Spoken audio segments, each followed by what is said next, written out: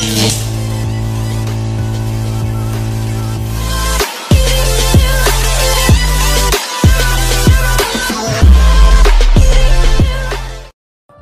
ঘরের সব কাজ করে ফেলেছি। আমি এখন স্কুলে যাব। আজকে স্কুলে পরীক্ষার ফলাফল ঘোষণা করবে। স্কুলের ব্যাগ কাঁধে নিয়ে আমার সৎ মায়ের কাছে এসে স্কুলে যাওয়ার আবদার করলাম। আমার সৎ মা নখে নেল পালিশ লাগাতে লাগাতে ভাবিকে উদ্দেশ্য করে বললেন, মিতু, রেজাল্ট দেওয়ার দিন স্কুলে যাওয়ার কি কোনো প্রয়োজন আছে? মানে সেদিন ক্লাস হয়? মা, সেদিন কোনো ক্লাস হয় না। যারা সারা বছর আমরা পড়ে যা পরীক্ষা দেই তার ফলাফল ঘোষণা করে। আজকে যদি রেজাল্ট দেওয়ার দিন হয় তাহলে তোর স্কুলে যাওয়ার কোনো প্রয়োজন নেই। সারা বছর তো পড়াশুনো করতে পারিস না। খাতায় বড় বড় কয়েকটা লাড্ডু নিয়ে আসবি। শিক্ষক যদি ক্লাসের সবার সামনে তোর ফলাফল ঘোষণা করে তাহলে লজ্জা পাবি, কারণ তুই অবশ্যই ফেল করবি। স্কুলে যাওয়ার কোনো প্রয়োজন নেই। তার থেকে ভালো ঘর পরিষ্কার কর। সৎ মায়ের মুখের ওপরে কোনো কথা বলার সাহস আমার নেই। এই পরিবারে আমার অবস্থা বোঝার মতো আমার ভাই আছে, তবে আমার ভাই এখন বিদেশে। আমি যখন ছোট তখনই আমার মা মারা যায়। আমার দেখাশোনা করার জন্য আমার বড় ভাই থাকলেও বাবা আবার দ্বিতীয় বিয়ে করেন। আমার দ্বিতীয় মা সুখের খোঁজে আমাদের বাড়িতে আসেনি, এসেছিল আমাদের সম্পত্তি হাতাতে। সৎ মা সারাক্ষণ আমাকে ও ভাইকে নির্যাতন করতেন। ঘরের সমস্ত কাজকর্ম আমাদের দিয়ে করাতেন। আমার যখন 10 বছর বয়স তখন আমার বাবা আমাদের দুই ভাইকে নিয়ে চিন্তায় পড়েছিলেন। অতিরিক্ত টেনশনে বাবার ব্রেন স্ট্রোক করে। তারপর থেকেই বাবা প্যারালাইসিস হয়ে যান। বাবা কোনো কথা বলতে পারেন না, বিছানায় শুয়ে একদিকে তাকিয়ে থাকতেন। বাবা অক্ষম হয়ে যাওয়ার পরেই আমার বড় ভাই চাকরিতে জয়েন করে। তখন আমার সৎ মা ভাইয়াকে তার বোনের মেয়ের সাথে বিয়ে দেন। যৌতুক হিসাবে বিদেশে যাওয়ার টাকা নেন। ভাইয়া বিদেশে চলে যাওয়ার পরে মা ও ভাবি মিলে আমার ওপরে নির্যাতন করে। ঘরের সমস্ত কাজ আমাকে দিয়ে করান। ভাইয়াকে যাতে আমি আমার দুঃখের কথা বলতে না পারি, তাই আজ 3 বছর ভাইয়ার সাথে কোনো কথা বলতে পারিনি। শর্ত দিয়ে পড়াশোনা করি আমি। ঘরের সমস্ত কাজ করে দিলে তবে স্কুলে যাওয়ার সুযোগ পাই। তখনই আমার ভাই কল করলো। ভাবি ভাইয়ার কল কেটে দিয়ে মায়ের দিকে তাকিয়ে বললেন, মা, আপনার ছেলে কল করেছে, এক্ষুনি রাকিবকে চাইবে। এখন ওর আমাদের কাছে না থাকাই ভালো। ওকে স্কুলে যেতে দিন, না হলে সব ফাঁস করে দেবে ও দাদার কাছে। রাকিব, এত করে যখন বলছিস তুই স্কুলে যা, তোর আর কাজ করে লাভ নেই। আমি মাথা নিচু করে নিজের ঘরে এসে স্কুলে যাওয়ার জন্য তৈরি হতে থাকলাম। এতক্ষণ স্কুলে যাওয়ার জন্য মন টানলেও এখন ভাইয়ার সাথে কথা বলার জন্য স্কুলে যেতে ইচ্ছা করছে না। নিরুপায় হয়ে স্কুলে যাওয়ার উদ্দেশ্যে রওনা হলাম। সাইকেল নিয়ে অন্য মনস্ক হয়ে স্কুলের দিকে যাচ্ছিলাম। আচমকা আমার সামনে এসে পড়লো একটা পিচ্ছি মেয়ে। সেও এই স্কুলের রেজাল্ট জানার জন্য আসছিল বোধহয়। আমার সাইকেলের সাথে ধাক্কা খেয়ে মাটিতে মুখ থুবড়ে পড়লো। তড়িঘড়ি করে সাইকেল থামিয়ে সাইকেল থেকে নেমে মেয়েটাকে তোলার চেষ্টা করতে করতে বললাম, দেখে চলাচল করতে পারো না? আর একটু হলেই তো বড় একটা দুর্ঘটনা ঘটে যেতে পারতো। আমি দেখেই চলাফেরা করছিলাম, তুমি মাঝখান থেকে স্পিডে সাইকেল নিয়ে চলে আসলে। নিজে দোষ করে আমার উপরে নিজের দোষ চাপাচ্ছ। পিচ্ছি একটা মেয়ে আবার আমার মুখের উপরে কথা বলছে। তোমার মতো মেয়েরা রাস্তায় একা চলাফেরা করতে পারে না। বা আমাকে সাথে নিয়ে আসনি? তোমার বাবা মা তোমাকে একা ছেড়ে দিলে এই রাস্তায়? একদম আমাকে পিচ্ছি বলবে না। আমি মোটেও পিচ্ছি না। আমি একা একা চলাফেরা করতে পারি। তার চেয়ে বরং তুমি ভালোভাবে সাইকেল চালানো শেখো। মেয়েটাকে দেখে স্পষ্ট বোঝা যাচ্ছে যে সে 5-এ কিংবা 6-এ পড়াশোনা করে, যেখানে আমি পড়াশোনা করি 9-এ গন্ডি পেরিয়ে 10-এ ভর্তি হব। পোশাক পরিচয় দেখে বোঝা যাচ্ছে কোনো বড়লোক বাড়ির মেয়ে। বড়লোকের মেয়েরা তো তাদের সন্তানদের যথেষ্ট আদরে রাখে, কিন্তু এই মেয়েটার ক্ষেত্রে ব্যতিক্রম। আমি রেগে সাইকেল নিয়ে হাঁটতে হাঁটতে বলতে লাগলাম, হাইট 4 আঙুলের বেশি হবে না, কিন্তু কথায় মনে হয় 16 আঙুলের থেকেও বেশি। এই ছেলে দাঁড়াও, কি বললে তুমি? আমি 4 আঙুলের বেশি না? যদি 4 আঙুলের বেশি হই তাহলে তোমাকে আমি কেটে 4 আঙুল করে দেবো। জলদি আমার হাইট মাপো। পিচ্ছি, তোমার মুখ বেশি চলে। তখন যদি বুঝতে পারতাম সাইকেল ব্রেক করার বদলে তুমি আমার সাথে এভাবে কথা বলবে, তাহলে সাইকেল না থামিয়ে সোজা তোমার উপর দিয়ে নিয়ে চলে যেতাম। তুমি পিচ্ছি পিচ্ছি কাকে বলছো? আমি পিচ্ছি না, আমার নাম ফারিয়া। তুমি জানো আমি কার মেয়ে? আমি রজ্জাক চৌধুরীর মেয়ে। সামনে থেকে সরো। মেয়েটা আমাকে ধাক্কা দিয়ে হেলতে দুলতে স্কুলের ভিতরে চলে গেল। আমি ওর গমন পথের দিকে তাকিয়ে ধীরে ধীরে স্কুলের ভিতরে গেলাম। দেরি করে আসার কারণে ইতিমধ্যেই ফলাফল ঘোষণা করা হয়েছে। আমি যেতেই আমার বন্ধু সায়ন আমাকে জড়িয়ে ধরে বলে, তুই এসেছিস? আমি তো ভেবেছি তুই আসবি না।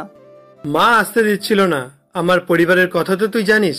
প্রথমে আসতে দিতে চাইনি, পরে ভাইয়া কল করেছিল, তাই আমাকে স্কুলে যেতে বলল। রাজীব ভাইয়ের সাথে তুই কথা বলেছিস? তোর দুঃখের কথা জানিয়েছিস? তোর উপর যে তারা তো এত নির্যাতন করেছে বলেছিস? না, বলতে পারিনি। ভাইয়ার সাথে যাতে আমি কথা বলতে না পারি, তাই ভাইয়ার কল দেওয়ার সাথে সাথেই আমাকে ভাবি স্কুলে পাঠিয়ে দিয়েছে। তা তুই তো এতক্ষণ এখানেই ছিলিস, স্যার কি কিছু বলেছে? তুই ক্লাসে প্রথম হয়েছিস, তোর রেজাল্ট শিট স্যারের কাছে কয়েকবার তোর নাম ধরে ডেকেছিল। ও, তাহলে আজকে আমি রেজাল্ট বাড়িতে নিয়ে যেতে পারবো না। স্যার নিশ্চয়ই এখন অন্য ক্লাসে রেজাল্ট দিতে গেছেন। মন খারাপ করে আবার বাড়িতে ফিরে এলাম। সবকিছু হয়েছে সেই পিচ্ছি মেয়েটার জন্য। ও যদি আমার সাথে ঝামেলা না করতো তাহলে ঠিক সময় স্কুলে পৌঁছে যেতাম। বাড়িতে ফিরে যেতেই মা আমাকে দেখে বিদ্রুপ করে বললেন, পরীক্ষায় কি পেলি? রেজাল্ট দেখা। আসলে মা, আমি দেরি করে গেছি, এই জন্যই রেজাল্ট শিট আনতে পারিনি। তবে আমার বন্ধু বলেছে আমি ক্লাসে ফার্স্ট হয়েছি। আমাকে তুই বোকা পেয়েছিস? প্রতিবার তুই রেজাল্টে ফার্স্ট হোস। ক্লাসে 100 জনের বেশি ছাত্রছাত্রী। সারাদিন তুই পড়তে পারিস না ঠিক মতো, ক্লাসও করতে পারিস না, তাহলে কিভাবে তুই ক্লাসে ফার্স্ট হবি? আমাকে বোকা মনে হয়? তুই পরীক্ষায় ফেল করেছিস, এজন্য মিথ্যা কথা বলছিস? না হলে আমি তোর পড়াশোনা বন্ধ করে দিব এজন্য? তুমি স্যারের সাথে একবার কথা বলো। আমাদের কি খেয়ে দিয়ে কাজ নেই স্যারের সাথে কথা বলতে যাব?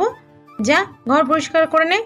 আমি লক্ষ্য করলাম ঘরের মেঝে জুড়ে ধুলোবালি পড়ে আছে, অথচ আমি স্কুলে যাওয়ার আগে আমি সম্পূর্ণ ঘর ঝাড়ু দিয়ে মুছে গেছিলাম। কৌতূহল দামাতে না পেরে বললাম, মা, আমি তো স্কুলে যাওয়ার আগে সমস্ত ঘর পরিষ্কার করে গেছিলাম, আবার নোংরা হলো কি করে?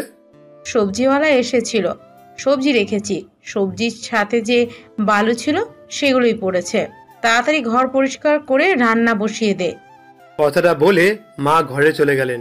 মাটির থেকে সবজিগুলো তুলে রান্নাঘরের দিকে যেতে যেতে আমার দৃষ্টি পড়ল ভাবির ঘরের দিকে। তিনি রূপচর্চায় ব্যস্ত। ঘরের বউ হলেও এক গ্লাস পানি তুলে খাবেন না তিনি। বাবার মুখের দিকে তাকিয়ে আমি কোনো কথা বলতে পারি না।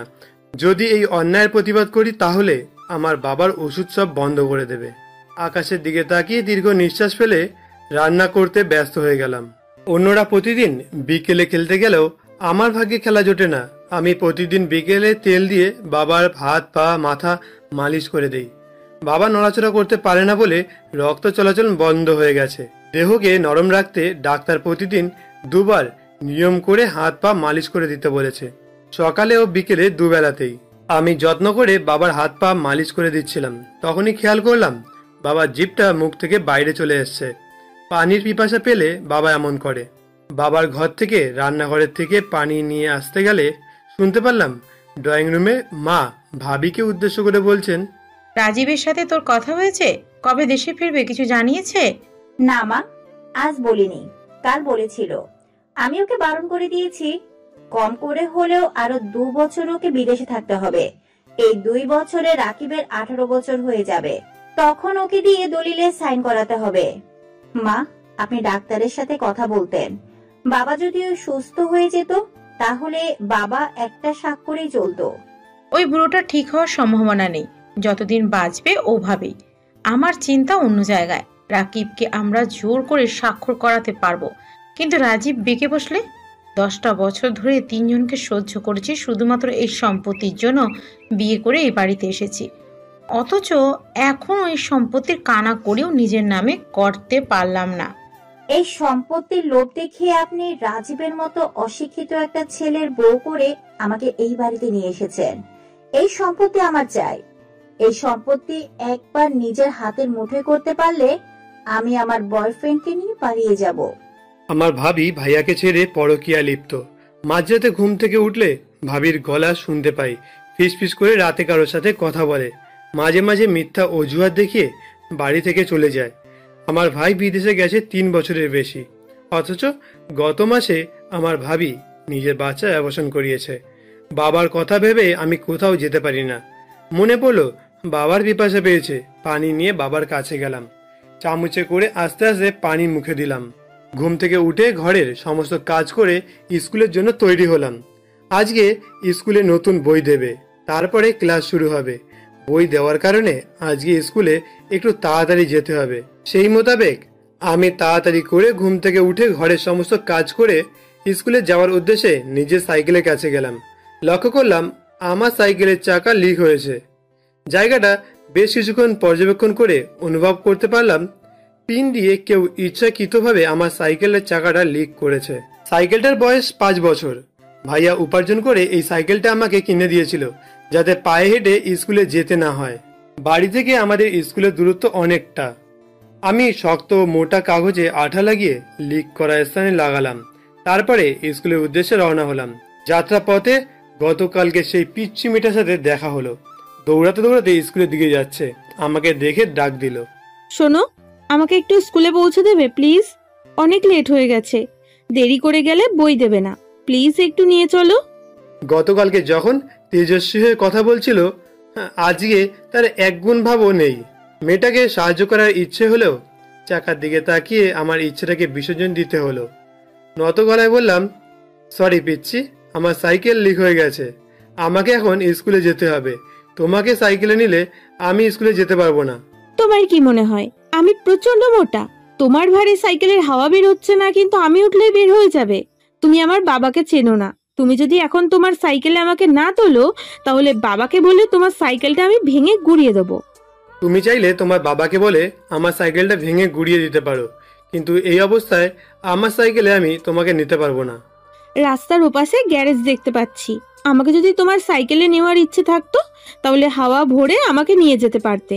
সরি, আমি মধ্যবিত্ত পরিবারের সন্তান।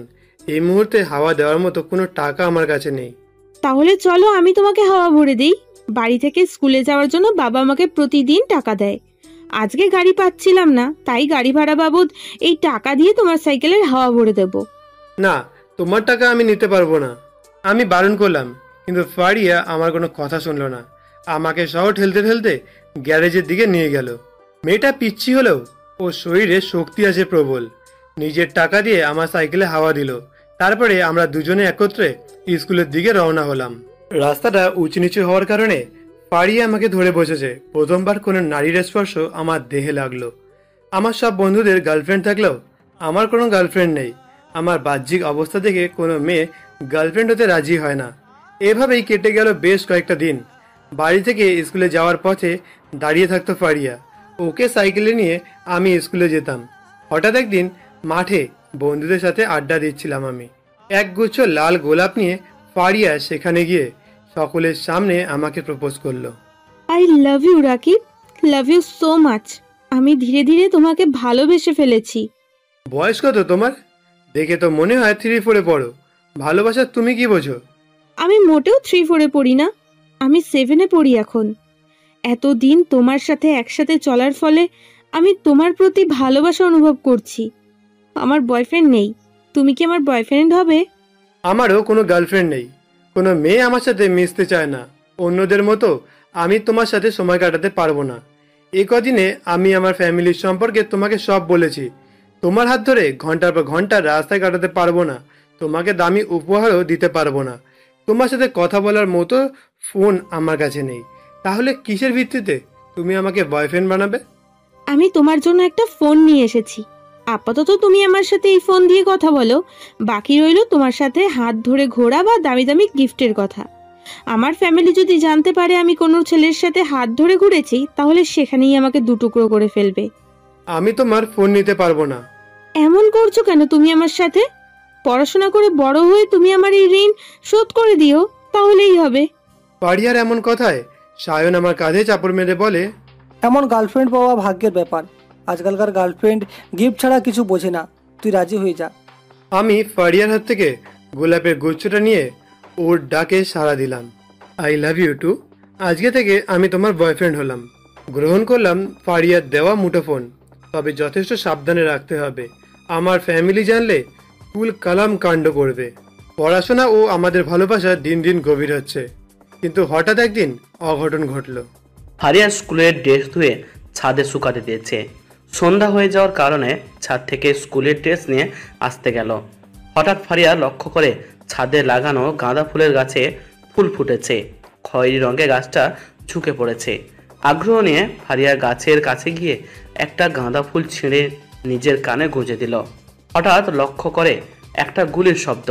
বিকট শব্দে ফারিয়া কেঁপে নিজের দিকে তাকালো। দেখতে পেল তার বাবার লোকেরা একজনকে গুলি করে মেরে ফেলেছে। ভয়ে থরথর করে কাঁপতে থাকলো ফারিয়া। ফারিয়ার বাবা রাজ্জাক চৌধুরী একজন মস্ত বড় মাফিয়া। নির্দয় লোকটা ফারিয়ার সাথে নরম গলায় কখনো কথা বলেনি, সর্বদা ধমকে কথা বলেছে। তাই বাবাকে প্রচণ্ড ভয় পেয়ে এড়িয়ে চলে ফারিয়া। দূর থেকে রাজ্জাক চৌধুরী ফারিয়াকে দেখে ছাদে দাঁড়াতে। হাতের ইশারায় তার কর্মচারীদের বলে, লাশটা নদীতে ফেলে দিয়ে আয়, আর জায়গাটাও এমনভাবে পরিষ্কার করবি যাতে এক ফোঁটা রক্তের দাগ এখানে না থাকে। কথাটা ফারিয়ার দিকে তাকিয়ে বলেছিল। ফারিয়া স্পষ্ট বাবার গলা শুনে দ্রুত পায়ে নিচে নেমে গেল জামা কাপড় নিয়ে। ভয়ে দরজা লক করে দিয়ে বিছানায় বসে কাঁদতে থাকলো। মারামারি ফারিয়ার একদম পছন্দ নয়। রাজ্জাক চৌধুরী হাত পরিষ্কার করে ঘরে চলে গেলেন। স্ত্রী শারমিন তখন টিভি দেখছিল। সোফায় তার মুখোমুখি হয়ে বসে বলেন, তোকে কতদিন বলেছি ফারিয়াকে কখনো বাইরে যেতে দিবি না, আজকে ফারিয়া বাইরে কিভাবে গেল? শারমিন বেগম ভয়ে থরথর করে কাঁপতে কাঁপতে টিভি বন্ধ করে সোজা হয়ে বসে আমতা আমতা করে বলে, ফারিয়া তো বাইরে যায়নি, ফারিয়া ঘরে। আবার আমার মুখের উপর তর্ক করছিস তুই? আমি বাড়ির বাইরে কথা বলিনি। ও ছাদে গেল কিভাবে তুই জানিস না? ও ছাদে যাওয়া মানে আমার বিপদ। ও স্কুল থেকে এসে বাড়ির বাইরে পা রাখতে পারবে না, এমনকি ছাদেও না। আসলে জামা কাপড় ধুয়ে ছাদে শুকাতে দিয়েছিল, সন্ধ্যা হয়ে যাওয়াতে ছাদ থেকে জামা কাপড় নিয়ে এসেছে। ও কেন জামা কাপড় আনতে যাবে ছাদে? তুই দিতে পারলি না? আজকে আমি একজনকে খুন করেছি, যার প্রত্যক্ষ সাক্ষী ফারিয়া। এমনিতেই ফারিয়া আমাকে প্রচণ্ড ভয় পায়, এখন যদি পুলিশের আশ্রয় নেয়। যদি এতই ভয় তাহলে ওকেও শেষ করে দাও। কি বলছো তুমি? ও আমার ভাইয়ের একমাত্র মেয়ে, ওর জন্য আমি আমার ভাইকে নিজের হাতে খুন করেছি। বারবার বলেছিলাম সম্পত্তি আমার নামে লিখে দিতে, ও অস্বীকার করেছিল। এখন যদি আমি ফারিয়াকে খুন করে ফেলি তাহলে ভাইয়ের সমস্ত সম্পত্তি সরকারি দলিলে বাজেয়াপ্ত ঘোষণা করা হবে। আমার এতদিনের পরিশ্রম সব বিফলে চলে যাবে। ফারিয়ার 18 বছর পর্যন্ত আমাকে অপেক্ষা করতে হবে। এমন কিছু করা যাবে না যাতে ফারিয়া বোঝা যায় ও আমার নয়, আমার ভাইয়ের মেয়ে। দরজায় কান পেতে মা ও বাবার কথা শুনে ফারিয়া কেঁপে ওঠে। এতদিন যাদের বাবা মা হিসেবে জেনে এসেছে তারা আসল বাবা মা নয়, তারা ফারিয়ার লোভী চাচা চাচি। ফারিয়া বুঝতে পারছে না এখন কি করবে। তখনই ফারিয়ার ফোন বেজে উঠল। ফিরিয়ে দেখতে পেল রাকিব তাকে ফোন করেছে। ফারিয়াকে আমি বেশ কয়েকবার কল করলাম। প্রতিদিন কল করার সাথে সাথে ফারিয়া কল রিসিভ করলেও আজকে ফোন ধরছে না। ফারিয়ার চিন্তায় আমি আরও একবার কল করলাম। এবার ফারিয়া কল রিসিভ করলো। ওপাশ থেকে ফুপে ফুপে কেঁদে উঠল। ফারিয়ার কান্না শুনে আমার দম আটকে গেল। উত্তেজিত হয়ে বলতে থাকলাম, ফারিয়া জান পাখি, সোনা তোমার কি হয়েছে? তুমি কাঁদছো কেন? আমাকে বলো সোনা, এই পিচ্ছি কাঁদছো কেন? আমাকে বাঁচাও রাকিব, আমাকে বাঁচাও, না হলে ওরা আমাকে মেরে ফেলবে। কারা মারবে? আমাকে একটু খুলে বলো সোনা। একদম কেঁদো না, রাকিব আছে তোমার পাশে, তোমার কিচ্ছু হবে না। আমার বাবা মায়ের খুনিরা আমাকেও মেরে ফেলতে চায়। কি হয়েছে আঙ্কেল আন্টির? কারা খুন করেছে তাদের? আমার নকল বাবা মা আমার বাবা ও মাকে সম্পত্তি লোভে খুন করে ফেলেছে। তখন আমি খুব ছোট। এখন তারা চাইছে আমার যখন 18 বছর বয়স হবে তখন আমার সমস্ত সম্পত্তি নিজেদের নামে করে আমাকে খুন করে ফেলতে। তুমি আমাকে বাঁচাও, আমি কিছুতেই ওদের হাতে মরবো না। প্রয়োজনে আমি নিজেই আত্মহত্যা করব। আত্মহত্যার কথা শুনে আমার মাথা গরম হয়ে গেল। ফারিয়াকে আমি নিজের থেকেও বেশি ভালোবাসি, ওর কিছু হতে পারে না। ধমক দিয়ে বললাম, ফারিয়া শোনো, একদম ভয় পাবে না, আমি আছি তোমার পাশে। একটা কাজ করো, বাড়িতে তোমার প্রয়োজনীয় যা আছে তা ব্যাগে ভরে নাও। আমি আর তুমি এই শহর থেকে পালিয়ে বহু দূরে চলে যাব। আচ্ছা। ফারিয়ার কল রেখে ব্যাগ গোছাতে লাগলাম।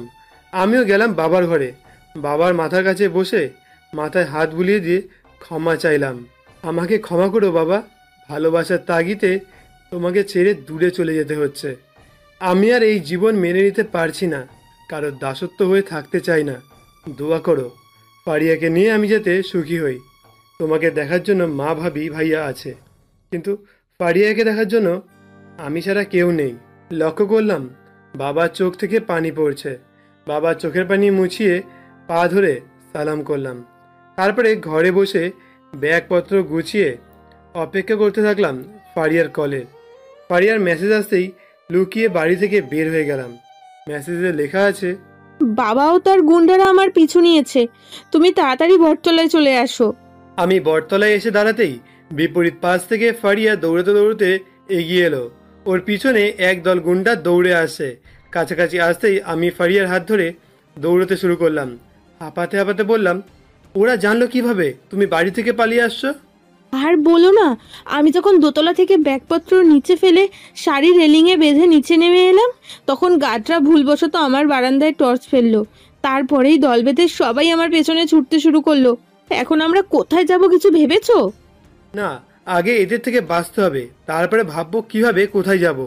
ফারিয়া, দাঁড়াতে বলেছি, না হলে কিন্তু গুলি করে দেব। তুই জানিস না আমার হাত কত লম্বা, তোকে ঠিক আমি ধরে ফেলবো। না, আমি আর ওই বাড়িতে ফিরে যাব না। আপনি আমার বাবা মায়ের খুনি, আপনার কাছে কখনোই আমি ফিরে যাব না। ফারিয়া, আমি কিন্তু গুলি করে দেব, দাঁড়াতে বলেছি। পিছন থেকে দৌড়াতে দৌড়াতে কথাটা বলে রাজ্জাক চৌধুরী। অতঃপর সে বন্দুক তাক করে গুলি করলো। গুলিটা বেকায়দা এসে আমার পায়ে লাগলো। যন্ত্রণায় ফারিয়া হাত ছেড়ে মাটিতে পড়ে যায়। দু হাত দিয়ে পা ধরে মাটিতে কাতরাতে থাকি। ফারিয়া একবার পিছনে তাকাচ্ছে, আরও একবার আমার দিকে তাকাচ্ছে।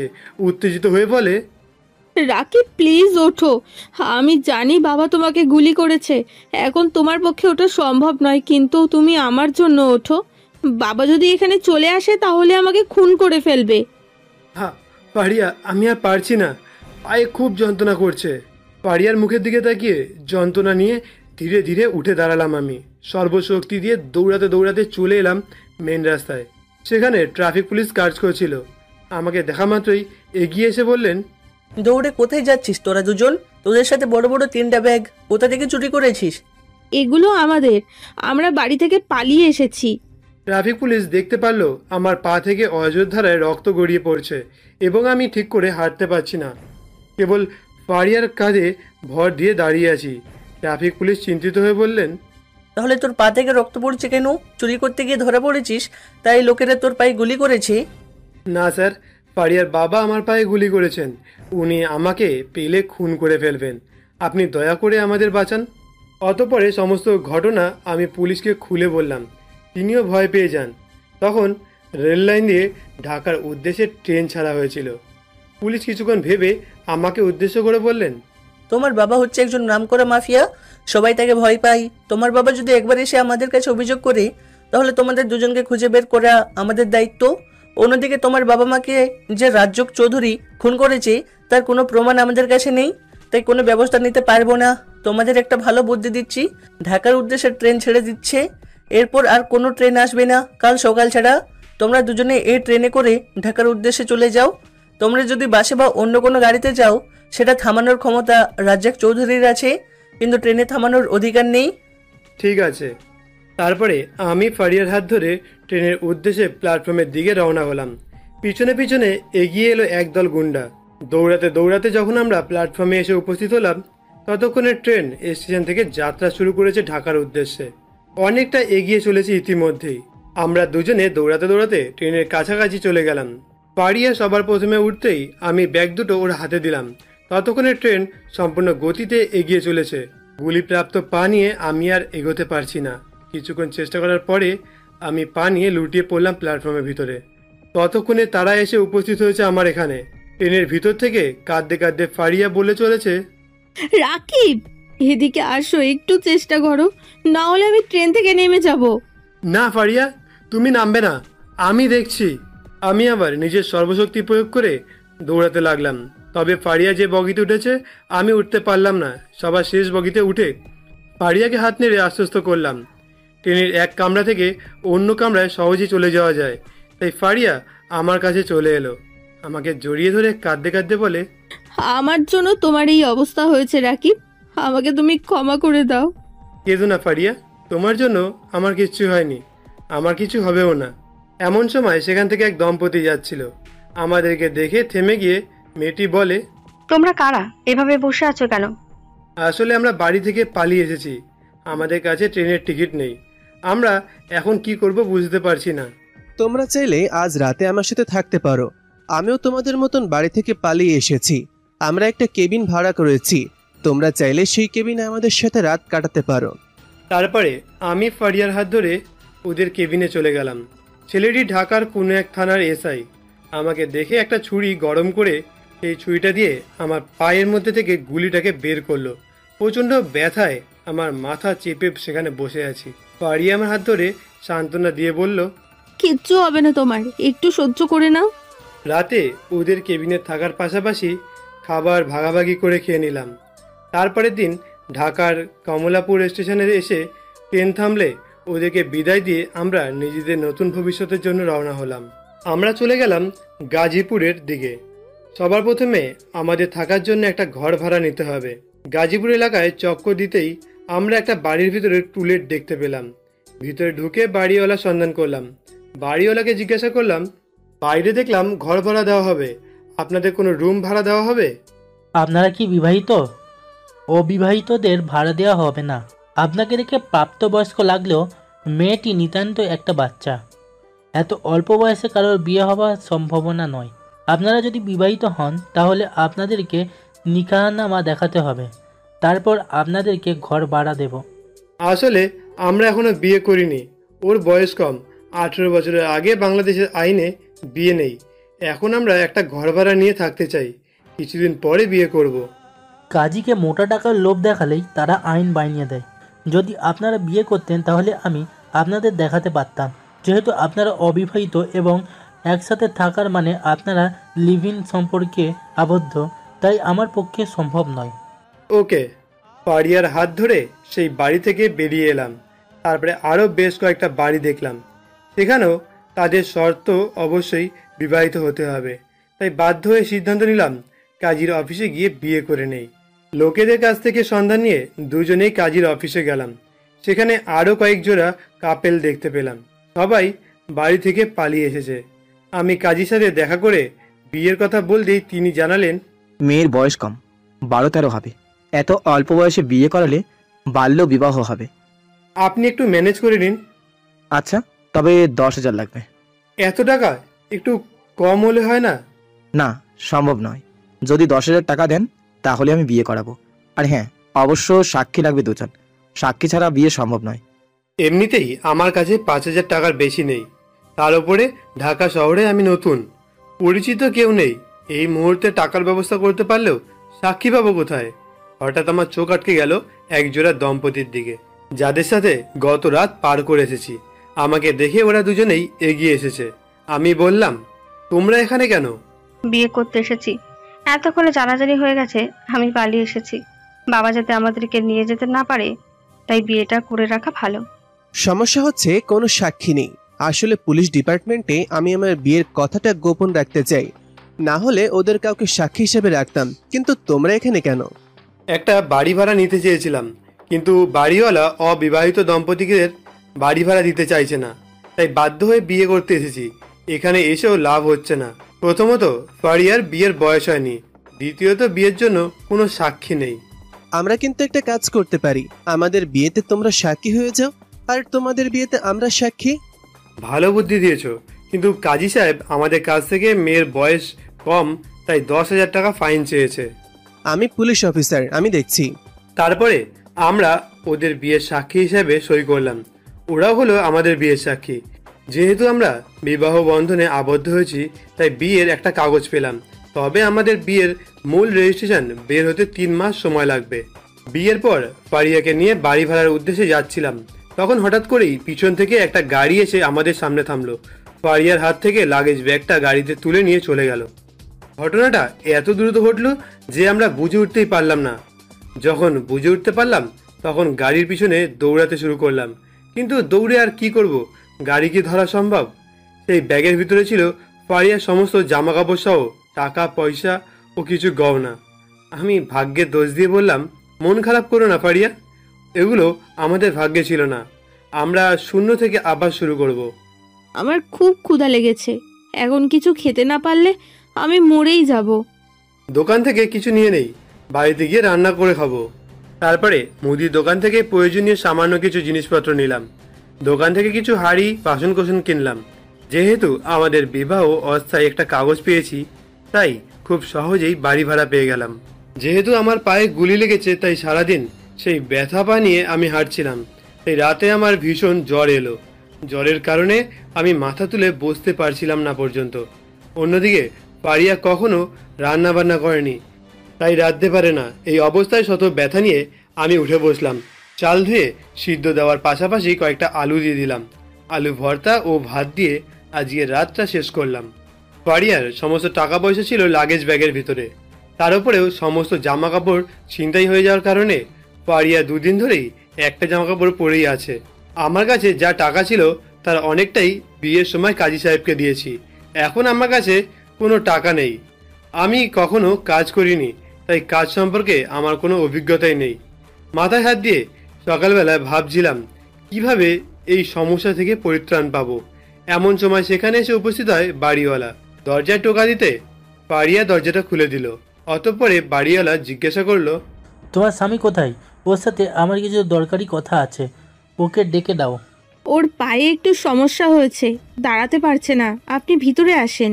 তোমাদের একটা কথা বলতে আমি ভুলে গিয়েছিলাম, এটা হচ্ছে আমার বাড়ি ভাড়া দেওয়া সত্ত্ব।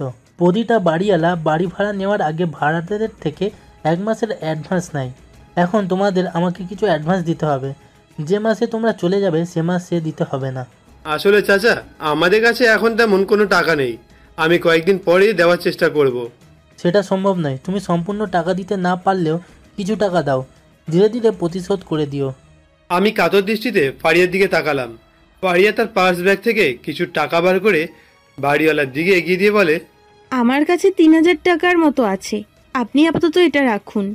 তোমার ব্যাগ তো চুরি হয়ে গেছিল, এই টাকা তুমি কোথায় পেলে? এই টাকা আমার পার্স ব্যাগের ভিতরে ছিল। চাচা, আমরা সিলেট থেকে এসেছি, কোনো কাজ নেই। এখন আমাদের একটা চাকরির অনেক প্রয়োজন।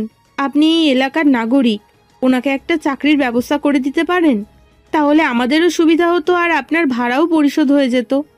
আমার একটা পরিচিত রিক্সা গ্যারেজ আছে, তোমার স্বামী যদি চাই তাহলে আমি একটা রিক্সা নামিয়ে দিতে পারি। সেটা দিয়ে তোমরাও চালাতে পারবে আর আমার ভাড়া পরিশোধ করে দিতে পারবে। কি রিক্সা?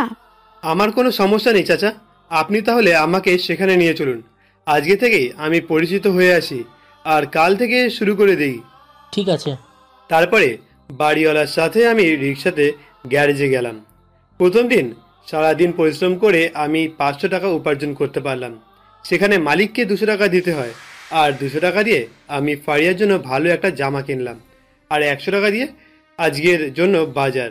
সারাদিনে অক্লান্ত পরিশ্রম করে বাড়িতে ফিরে ফারিয়া আমাকে দেখে জড়িয়ে ধরলো।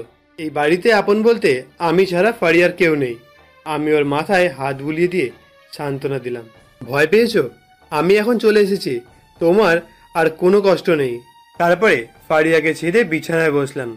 ফারিয়া যে পোশাক ব্যবহার করত তার দাম 1000-এরও বেশি, আর আমি যে পোশাক নিয়ে এসেছি তার দাম মাত্র 200 টাকা। তাই দিতে অস্বস্তি বোধ হচ্ছে।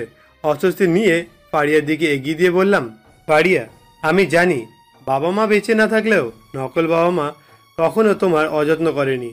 এখন তোমাকে দামি দামি পোশাক দিতে না পারলেও ভবিষ্যতে দিতে পারবো। আজ তোমার জন্য মাত্র 200 টাকা দিয়ে একটা জামা কিনে নিয়ে এসেছি। বিয়ে করলাম অথচ তোমাকে একটা শাড়ি দেওয়ার ক্ষমতা আমার নেই।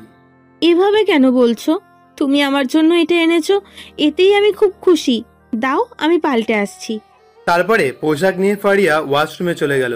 কিছুক্ষণ পরে জামাটা পরে বাইরে এসে আমাকে দেখালো। আমি কিছুক্ষণ মৌনতা অবলম্বন করে ফারিয়াকে উদ্দেশ্য করে বললাম, ফারিয়া, তোমার বয়স অনেক কম, এখন তোমার ভবিষ্যৎ পড়ে আছে। আমি তোমাকে বলছি, তুমি আবার পড়াশোনা শুরু করে দাও। তুমি ডাক্তার হয়ে আমার পাশে দাঁড়াও। গ্রামে আমরা একটা মাধ্যমিক স্কুলে পড়াশোনা করতাম, যেখানে খরচ নেই বললেই চলে, উল্টে উপবৃত্তিও পেতাম। কিন্তু এই শহরে স্কুলে পড়তে হলে অনেক খরচ লাগে। আমি থাকতে তোমার কিসের চিন্তা? তুমি পড়াশোনা শুরু করো, আমি তোমার খরচ বহন করব। কালেমা পড়ে আমি তোমাকে নিজের অর্ধাঙ্গী রূপে গ্রহণ করেছি। তোমার সমস্ত দায়িত্ব এখন আমার। তবে আমার একটা শর্ত আছে, তোমাকেও পড়াশোনা শুরু করতে হবে। রিক্সা চালিয়ে কতদিন আমরা চলবো? আচ্ছা, আগে তুমি ভর্তি হও, তারপরে আমি।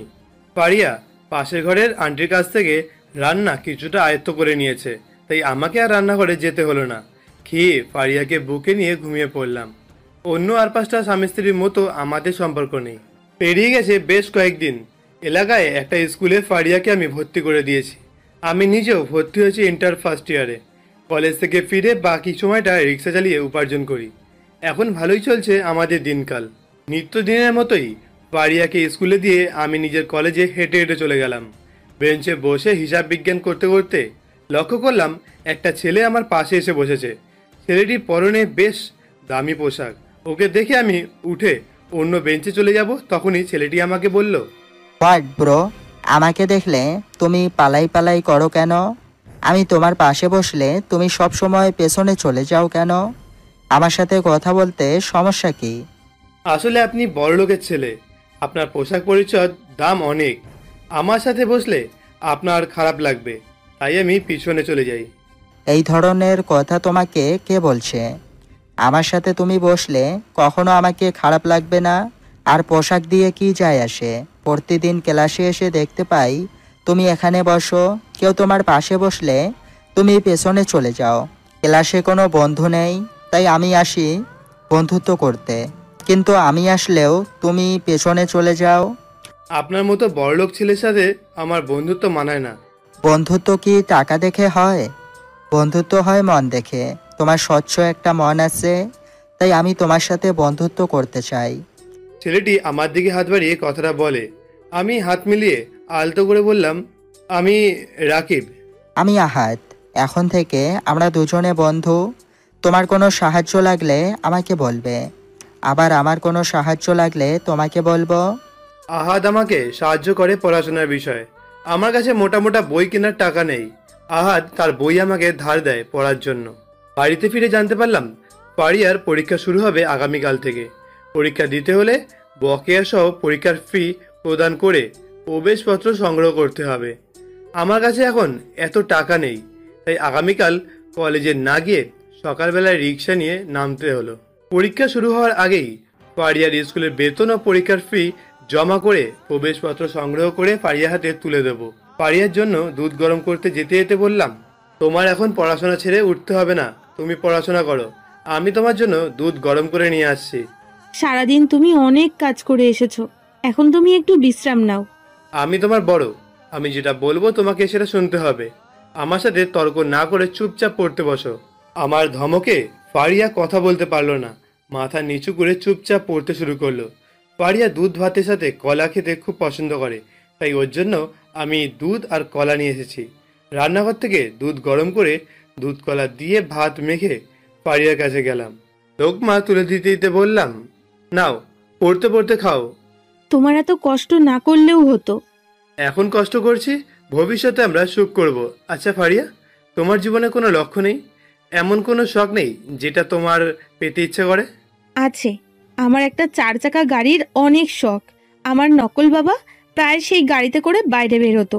আমি কখনোই গাড়িটার ভিতরে উঠতে পারিনি, আমাকে কখনো উঠতেও দেয়নি। আমার অনেক শখ, বড় হয়ে আমি 4 চাকার একটা গাড়ি কিনে সেই গাড়িতে উঠে ঘুরবো। আমি তোমার সেই ইচ্ছে পূরণ করব। তারপরে আমি আবার ফারিয়াকে খাওয়াতে শুরু করলাম। ফারিয়া যতক্ষণ পড়ছিল আমি ওর পাশে বসে থাকতাম। পরের দিন সকালে ঘুম থেকে উঠে দেখলাম ফারিয়া এখনো ঘুমাচ্ছে। গতকাল রাতে দেরি করে শুয়েছিল, তাই এখনো ঘুমাচ্ছে। ফারিয়াকে ঘুমিয়ে দেখে আমি পোশাক পাল্টে গাড়ি নিয়ে বের হয়ে গেলাম। কম করে হলেও 1000 টাকারও বেশি জোগাড় করতে হবে 11টার ভিতরে। গাধার খাটুনি খেটে মাথার ঘাম মুছে রাস্তায় দাঁড়াতেই আমার বন্ধু আহাদ এগিয়ে আসছিল আমার দিকে। ওর থেকে নিজেকে আড়াল করতে দ্রুত গামছাটা মুখের কাছে নিয়ে ঢেকে ফেললাম। আহাদ আমার কাছে এসে বলল, ভাই, সামনের কটন মিলে চলুন। আচ্ছা। আহাদকে নিয়ে আমি কটন মিলের উদ্দেশ্যে চলে গেলাম। সবকিছু ঠিকই থাকলেও বিপত্তি বাঁধলো ভাড়া মেটানোর সময়। এক দমকা হাওয়ায় আমার মুখের থেকে গামছাটা সরে গেল।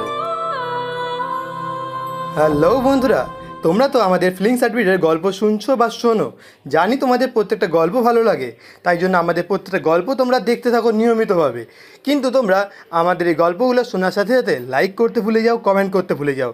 তো সেই জন্য প্লিজ রিকোয়েস্ট করছি, আমাদের গল্পগুলোতে প্লিজ প্লিজ এত লাইক করো যাতে খুব তাড়াতাড়ি এই গল্পটা 1000 লাইকে পৌঁছে যায়। তো আবার তোমরা গল্পটা শুনতে থাকো কন্টিনিউ।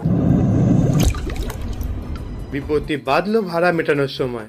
এক দমকা হাওয়ায় আমার মুখের থেকে গামছাটা সরে গেল। আমি কাচুমাচু করে মাথা নিচু করে ফেললাম। আহাদ আমাকে দেখে চমকে উঠে বলে, রাকিব, তুই এখানে কি করছিস? তুই রিক্সা কবে চালাস? তোর থেকে আমি একটা কথা লুকিয়েছি। আমি রিক্সা চালাই। গ্রাম থেকে ফারিয়াকে নিয়ে পালিয়ে ঢাকাতে এসেছি। জীবনযাত্রার জন্য আমি রিক্সা চালাই। উপার্জন করা কোনো অপরাধ নয়, তবে আমার তোকে দেখে অনেক আফসোস হচ্ছে। এত ভালো একটা স্টুডেন্ট তুই, অথচ রিক্সা চালাস। সবই ভাগ্য। আসি তবে, আমাকে ফারিয়ার স্কুলের বকেয়া পরিশোধ করতে হবে আজকে।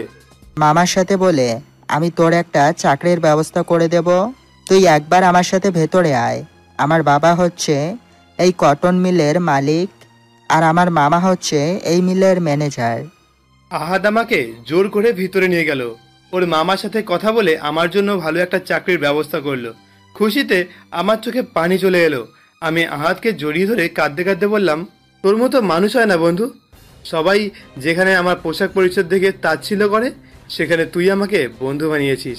কেউ যদি জানতে পারতো আমি রিক্সা চালাই, তবে আমার সাথে বন্ধুত্ব নষ্ট করে দিত। কিন্তু সেখানে তুই আমার জন্য ভালো একটা চাকরির ব্যবস্থা করেছিস। এটা আমার কাজ। বন্ধু যদি বন্ধুর বিপদে পাশে দাঁড়াতে না পারে তাহলে কেমন বন্ধু? দাঁড়া, আমি তোর জন্য কিছু অ্যাডভান্স নিয়ে আসি। সেটা দিয়ে তুমি ফারিয়ার স্কুলের বকেয়া পরিশোধ করে দিস। তারপরে আহাদ ভিতরে গিয়ে একটা চেক নিয়ে আসলো। আমি আহাদকে আবারও জড়িয়ে ধরে চেক নিয়ে ব্যাংকের উদ্দেশ্যে রওনা হলাম। ব্যাংক থেকে টাকা তুলে ফারিয়ার স্কুলের বকেয়া পরিশোধ করে প্রবেশপত্র সংগ্রহ করলাম, যাতে ফারিয়া ভালোভাবে পরীক্ষা দিতে পারে। আমার আর ফারিয়ার বিয়ের বয়স পেরিয়ে গেছে কয়েক বছর। পড়াশোনা শেষ করে এখন আমি কটন মিলের কর্ণধার। অন্যদিকে ফারিয়াকে আমি ডাক্তারি পড়াচ্ছি। ফারিয়াকে ডাক্তারি পড়াশোনার একটা বড় কারণ হচ্ছে আমার মা বিনা চিকিৎসায় মারা গেছিল। আর যাতে কোনো পিতামাতা বিনা চিকিৎসায় মরণ না হয়, কয়েক মাস আগেই খবর পেয়েছি আমার বাবা হার্ট ব্লক করে মারা গেছেন। বাবার মৃত্যুর খবর শুনে ভাইয়া বিদেশ থেকে দেশে ফিরে এসেছে। দেশে এসে আমার খবর জানতে চাওয়াতে ভাবি তাকে মিথ্যে কথা বলেছে, জানিয়েছে। আচ্ছা, রাকিব কোথায়? রাকিবকে তো দেখতে পাচ্ছি না। তোমার সৎ মা টাকা পয়সার লোভে বাবাকে চিকিৎসা করানি ঠিক মতো, আর তোমার ভাইকে বাড়ি থেকে বের করে দিয়েছে। মায়ের এত বড় দুঃসাহস! আমি আজই পুলিশকে খবর দেব। এরপরে রাগে দুঃখে অভিমানে আমার বড় ভাই রাজীব সৎমাকে পুলিশের হাতে তুলে দিয়েছে। এখন আমি চাই ফারিয়া একজন বড় ডাক্তার হোক। কেউ যাতে বিনা চিকিৎসায় টাকার অভাবে মৃত্যুবরণ না করে। ইতিমধ্যেই আমাদের কটন মিলের মিটিং আজকের মতো সমাপ্ত হয়েছে। এই অফিসে আমার একজন কলিগ আছে, তার নাম হচ্ছে কথা। কথা আমাকে বিভিন্নভাবে ব্যবসার কাজে সাহায্য করে। মিটিং শেষ হওয়ার পর্যায়ে তখন কথা আমার কাছে এসে ফিসফিস করে বলে, রাকিব, আমি পাশের রেস্তোরাঁয় কথা বলেছি। আমাদের যে ক্লায়েন্ট আছে তাদের দুপুরের খাবারের ব্যবস্থা করেছি সেখানে। তুমিও অনুমতি দিলে আমি সবাইকে নিয়ে সেদিকে যাত্রা শুরু করব। হ্যাঁ, অবশ্যই, চলো। কথা আমার অনুমতি পেয়ে ক্লায়েন্টদের নিয়ে রেস্তোরাঁর উদ্দেশ্যে অগ্রসর হলো। আমিও তাদের পিছনে পিছনে সেদিকেই গেলাম। রেস্তোরাঁটা দোতলা। নিচতলায় আমাদের ক্লায়েন্টের খাওয়ার ব্যবস্থা করা হয়েছে। আমি ফ্রেশ হতে গিয়ে দেখলাম পানি আসছে না। ফ্রেশ না হয়ে আমি খাবার খেতে পারি না। তাই ওয়েটারকে ডেকে পানির খবর জিজ্ঞাসা করলাম। ওয়েটার, কি ব্যাপার, পানি নেই কেন? সরি স্যার, আছে, কিন্তু আপনাকে একটু কষ্ট করে দোতলায় যেতে হবে। আমি একটু রেগে তাকে বললাম, কেমন রেস্তোরাঁ, খাবার খাবো নিচতলায় আর ফ্রেশ হতে যাবো দোতলায়? ছেলেটা শুধু আমার কথায় মাথা নত করে সরি বলে। আমি আর কথা না বাড়িয়ে দোতলায় চলে গেলাম। সেখানে গিয়ে ফ্রেশ হয়ে ওয়াশরুম থেকে বের হয়ে যখন আমি নিচতলার উদ্দেশ্যে পা রাখলাম, তখন আমার দৃষ্টি আটকে গেল ডান দিকে একটা কর্নারের টেবিলে। আমি ঘাড় ঘুরিয়ে পুনরায় সেদিকে তাকাতেই দেখলাম আমার স্ত্রী ফারিয়া একটা ছেলের সাথে বসে কথা বলছে। ফারিয়াকে একটা ছেলের সাথে দেখে আমার বুকটা ধড়ফড় শুরু করলো। আশেপাশে তাকিয়ে দেখলাম রেস্তোরাঁয় ওরা দুজন ছাড়া কেউ নেই। ফারিয়াকে একা দোতলায় রেখে যেতে আমার ভয় করছে, আবার কাছাকাছি যাওয়ার সাহস নেই। তাই আমি ফারিয়ার কন্ট্যাক্ট নাম্বারে কল করলাম। আমার সামনে ফারিয়া আমার কলটা কেটে দিল। আমি আবার কল করলাম। এবার ফারিয়া কল রিসিভ করে ব্যস্ততার ভঙ্গিমায় বলে, হ্যালো রাকিব, আমি এখন ল্যাবে আছি, এখন তোমার সাথে কথা বলার একদম সময় নেই। স্যার আমার সামনে, দেখলেই প্রচন্ড রাগারাগি করবে, আবার ল্যাব থেকে বেরও করে দিতে পারে। আমি তোমার সাথে পরে কথা বলছি, প্লিজ। আচ্ছা। ফারিয়া কলটা রেখে দিল। আমি এখনো সেই কর্নারের টেবিলের দিকে তাকিয়ে আছি। ফারিয়াকে আমি খুব কাছ থেকে দূরে যেতে দেখছি। আমার দৃষ্টিশক্তি বলছে এটা ফারিয়া, তাই ফারিয়া কিনা সেটা চেক করতে আমি ধীরে ধীরে ওর টেবিলের দিকে এগিয়ে যাচ্ছি। খুব কাছাকাছি যাওয়ার আগেই ছেলেটি ফারিয়াকে উদ্দেশ্য করে বলে, ফারিয়া, তোমার সাথে আমার কিছু কথা আছে। তুমি কেন আমার অনুভূতিগুলো বুঝতে পারো না? তোমাকে দেখলে আমার প্রচণ্ড করুণা হয়। তোমার মতো সুন্দরী একটা মেয়ের সাথে এমন একটা ছেলেকে মানায় না। না মানালেও আমার কিছু করার নেই। রাকিব আমার স্বামী, বাকি জীবন ওর সাথে মানিয়েই আমাকে চলতে হবে। তোমার মতো শিক্ষিত একটা মেয়ের কাছ থেকে এমন কথা আমি আশা করিনি ফারিয়া। ও তোমার স্বামী বলে সারা জীবন ওকে সহ্য করে নেওয়া কোনো মহৎ কিছু নয়। সারা জীবন কম কথা নয় ফারিয়া। ফুলকে গাছে বা বাগানেই মানায়। ফুলকে যদি ঘরে সাজিয়ে রাখা হয় তাহলে তা কিছুদিনের ভেতরে ঝরে যাবে। ঘরের জন্য প্রয়োজন প্লাস্টিকের কৃত্রিম ফুল। নিজের দিকে তাকাও, নিজের জীবনটা এভাবে নষ্ট করে দিও না। প্লিজ মিঠু, যেটা হয়ে গেছে সেটা হয়ে গেছে। ও আমার জন্য অনেক কিছু করেছে। আজ আমি ডাক্তার হতে চলেছি রাকিবের জন্যই। আমি বেইমানের মতন ওর হাত ছেড়ে দিতে পারি না। আমার মতন একটা মেয়েকে ওর সাথে মানায় না ঠিকই, তবুও আমাকে ওর সাথেই থাকতে হবে। ফারিয়ার কথা শুনে আমি ভীষণ কষ্ট পেলাম। আমি মনে মনে ভাবতে লাগলাম, শুধুমাত্র আমি ওর জন্য এত কিছু করেছি বলেই ও আমাকে ছেড়ে যাচ্ছে না। ও আমার ভালোবাসাটা একবারও দেখতে পাচ্ছে না। আর এখানে এই ছেলেটার সাথে ও কেন আছে? কেন? ছেলেটা বারবার ফারিয়ার হাত ধরে কথা বলছে, ফারিয়া তাতে সাইও দিচ্ছে। আমি আর সামনের দিকে এগোবার সাহস পেলাম না। সিঁড়ি পেরিয়ে নিচে চলে গেলাম।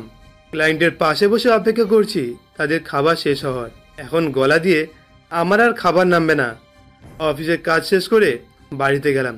ফারিয়া তখন ফোনে মজা করছিল। আমাকে দেখেই ফোনটা রেখে কাছাকাছি এসে জড়িয়ে ধরে। অন্যদিন হলে আমিও ফারিয়াকে জড়িয়ে ধরতাম, কিন্তু আজকে ফারিয়ার দিকে তাকাতেও আমার ইচ্ছে করছে না।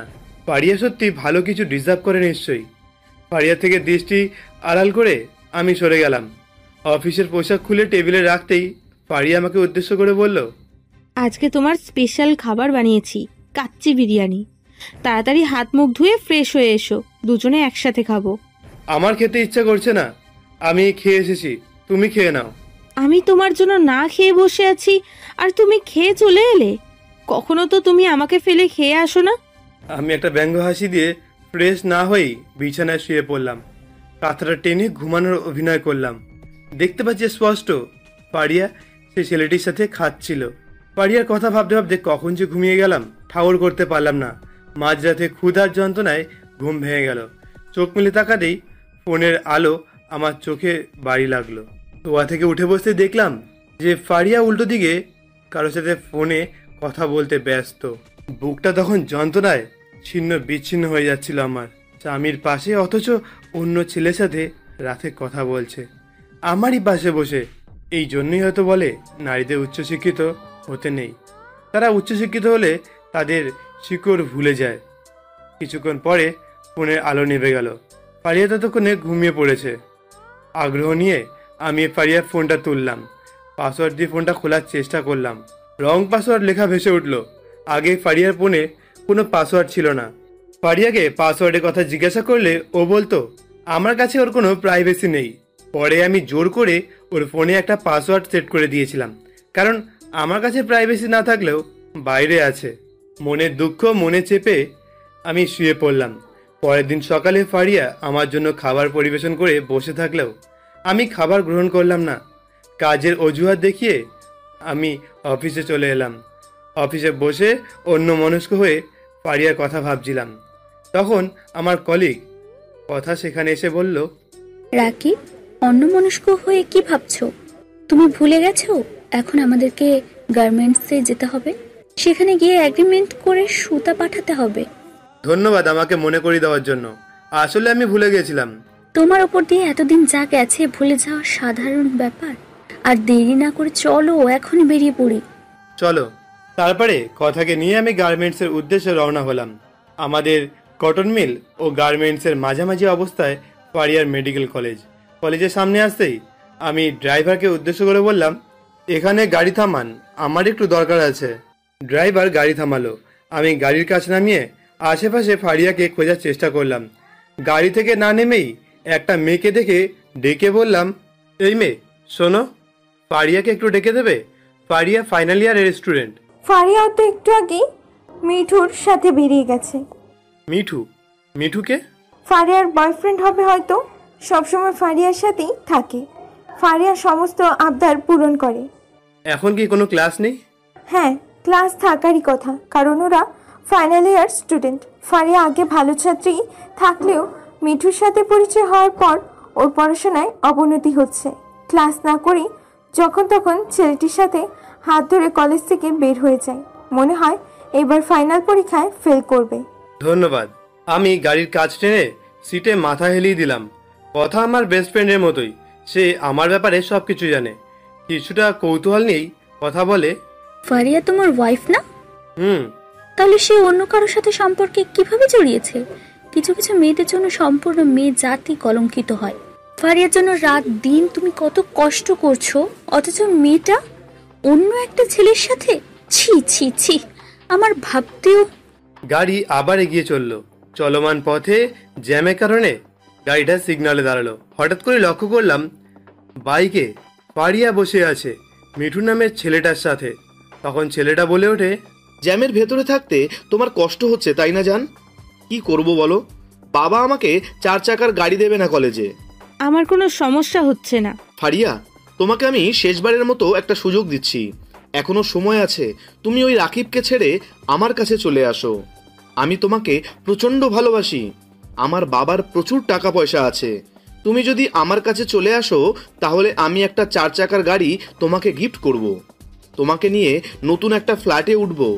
মাসে মাসে আমি তোমাকে 1 লক্ষ টাকা করে দেব রূপচর্চা করার জন্য। তোমাকে পড়াশোনা করে রোজগার করতে হবে না, কারণ তোমার মতো সুন্দরী মেয়েরা রূপের জাদুতে ছেলেদেরকে পাগল করবে, তারা কাজ করবে না। আমিও তোমার কাছে চলে আসতে চাই, কিন্তু রাকিব আমাকে। আমি জানি তুমি আমাকে কি বলবে। রাকিব এতদিন তোমার ভরণ পোষণের দায়িত্ব নিয়েছে, সেই অনুশোচনা থেকে তুমি আমার কাছে আসতে চাইছো না। আমি তোমার জন্য ডিভোর্স পেপার রেডি করছি, তুমি সই করে আমার কাছে চলে আসো। রাকিব তোমাকে এত বছরে যত টাকা দিয়েছে আমি তার 3 গুণ টাকা তোমাকে দেব, যেটা ওর হাতে দিয়ে আমার কাছে চলে এসো। ঠিক আছে, তবে এত তাড়াতাড়ি না, রাকিব আমাকে সন্দেহ করবে। আমি ভেবে চিন্তে তোমাকে জানাবো। আপাতত তুমি ডিভোর্স নিয়ে উকিলের সাথে কথা বলো। আমি তোমার কাছে চলে আসলে তুমি আমাকে সত্যি একটা 4 চাকার গাড়ি উপহার দেবে? আমার বাবার যা সম্পত্তি সবই তো আমার, বিয়ের পর আমার সম্পত্তি সবই তোমার। তুমি শুধু একবার রাজি হয়ে যাও, বাকিটা দেখার দায়িত্ব আমার। আমি জানলার কাজ তুলে দিলাম, দুফোঁটা চোখের পানি ফেলে সিটে মাথা এলিয়ে দিলাম। কথা আমার কাঁধে হাত রেখে বলল, এই মেয়েটার জন্য তুমি গ্রাম ছেড়ে শহরে এসেছিলে? এই মেয়েটার জন্য তুমি দিন রাত রিক্সা চালিয়ে টাকা উপার্জন করেছিলে? মেয়ে মানুষের মন গিরগিটির থেকেও বেশি রূপ বদলায়। যে ছেলেটা তোর হাত ধরে গ্রাম থেকে শহরে এসেছিল, তাকে এই শহরে একা ফেলে দিয়ে অন্য ছেলের হাত ধরে পালিয়ে যেতে তোর একটু বিবেকে বাঁচছে না? আমার এখন কি করা উচিত? কথা ওকে ছেড়ে দেওয়া উচিত। কোনো একটা বিবেকবোধ থেকে ফারিয়া তোমার কাছ থেকে যেতে পারছে না। তুমি যখন জানতে পেরেছো, আমার মতে এই সম্পর্ক থেকে ওকে মুক্তি দেওয়া উচিত। আর যাই হোক, কোনো সম্পর্ক জোর করে টিকিয়ে রাখা যায় না। কিছুদিন পর যদি তোমাদের বেবি হয়, তখন বেবিটাকে কে সামলাবে? তাই এখনই যা করার করো। কথা মিথ্যে বলছে না, আমি কখনো ফারিয়াকে ডিভোর্স দিতে পারবো না, তবে মুক্তি দিতে পারবো। আনমনে ভেবে বললাম, কথা তুমি আমার বেস্ট ফ্রেন্ড, তোমার হাজবেন্ড একজন গোয়েন্দা বিভাগের অফিসার। তোমার স্বামীর মাধ্যমে আমাকে একটা ইনফরমেশন দিতে পারবে এই ছেলেটা আসলে কে? ওকে। ফারিয়া মনোযোগ সহকারে পড়াশোনা করছে। আমি বাড়িতে ঢুকে ফ্রেশ হয়ে বিছানায় বসলাম। ফারিয়া আমাকে দেখে খাবার প্লেট নিয়ে আসলো।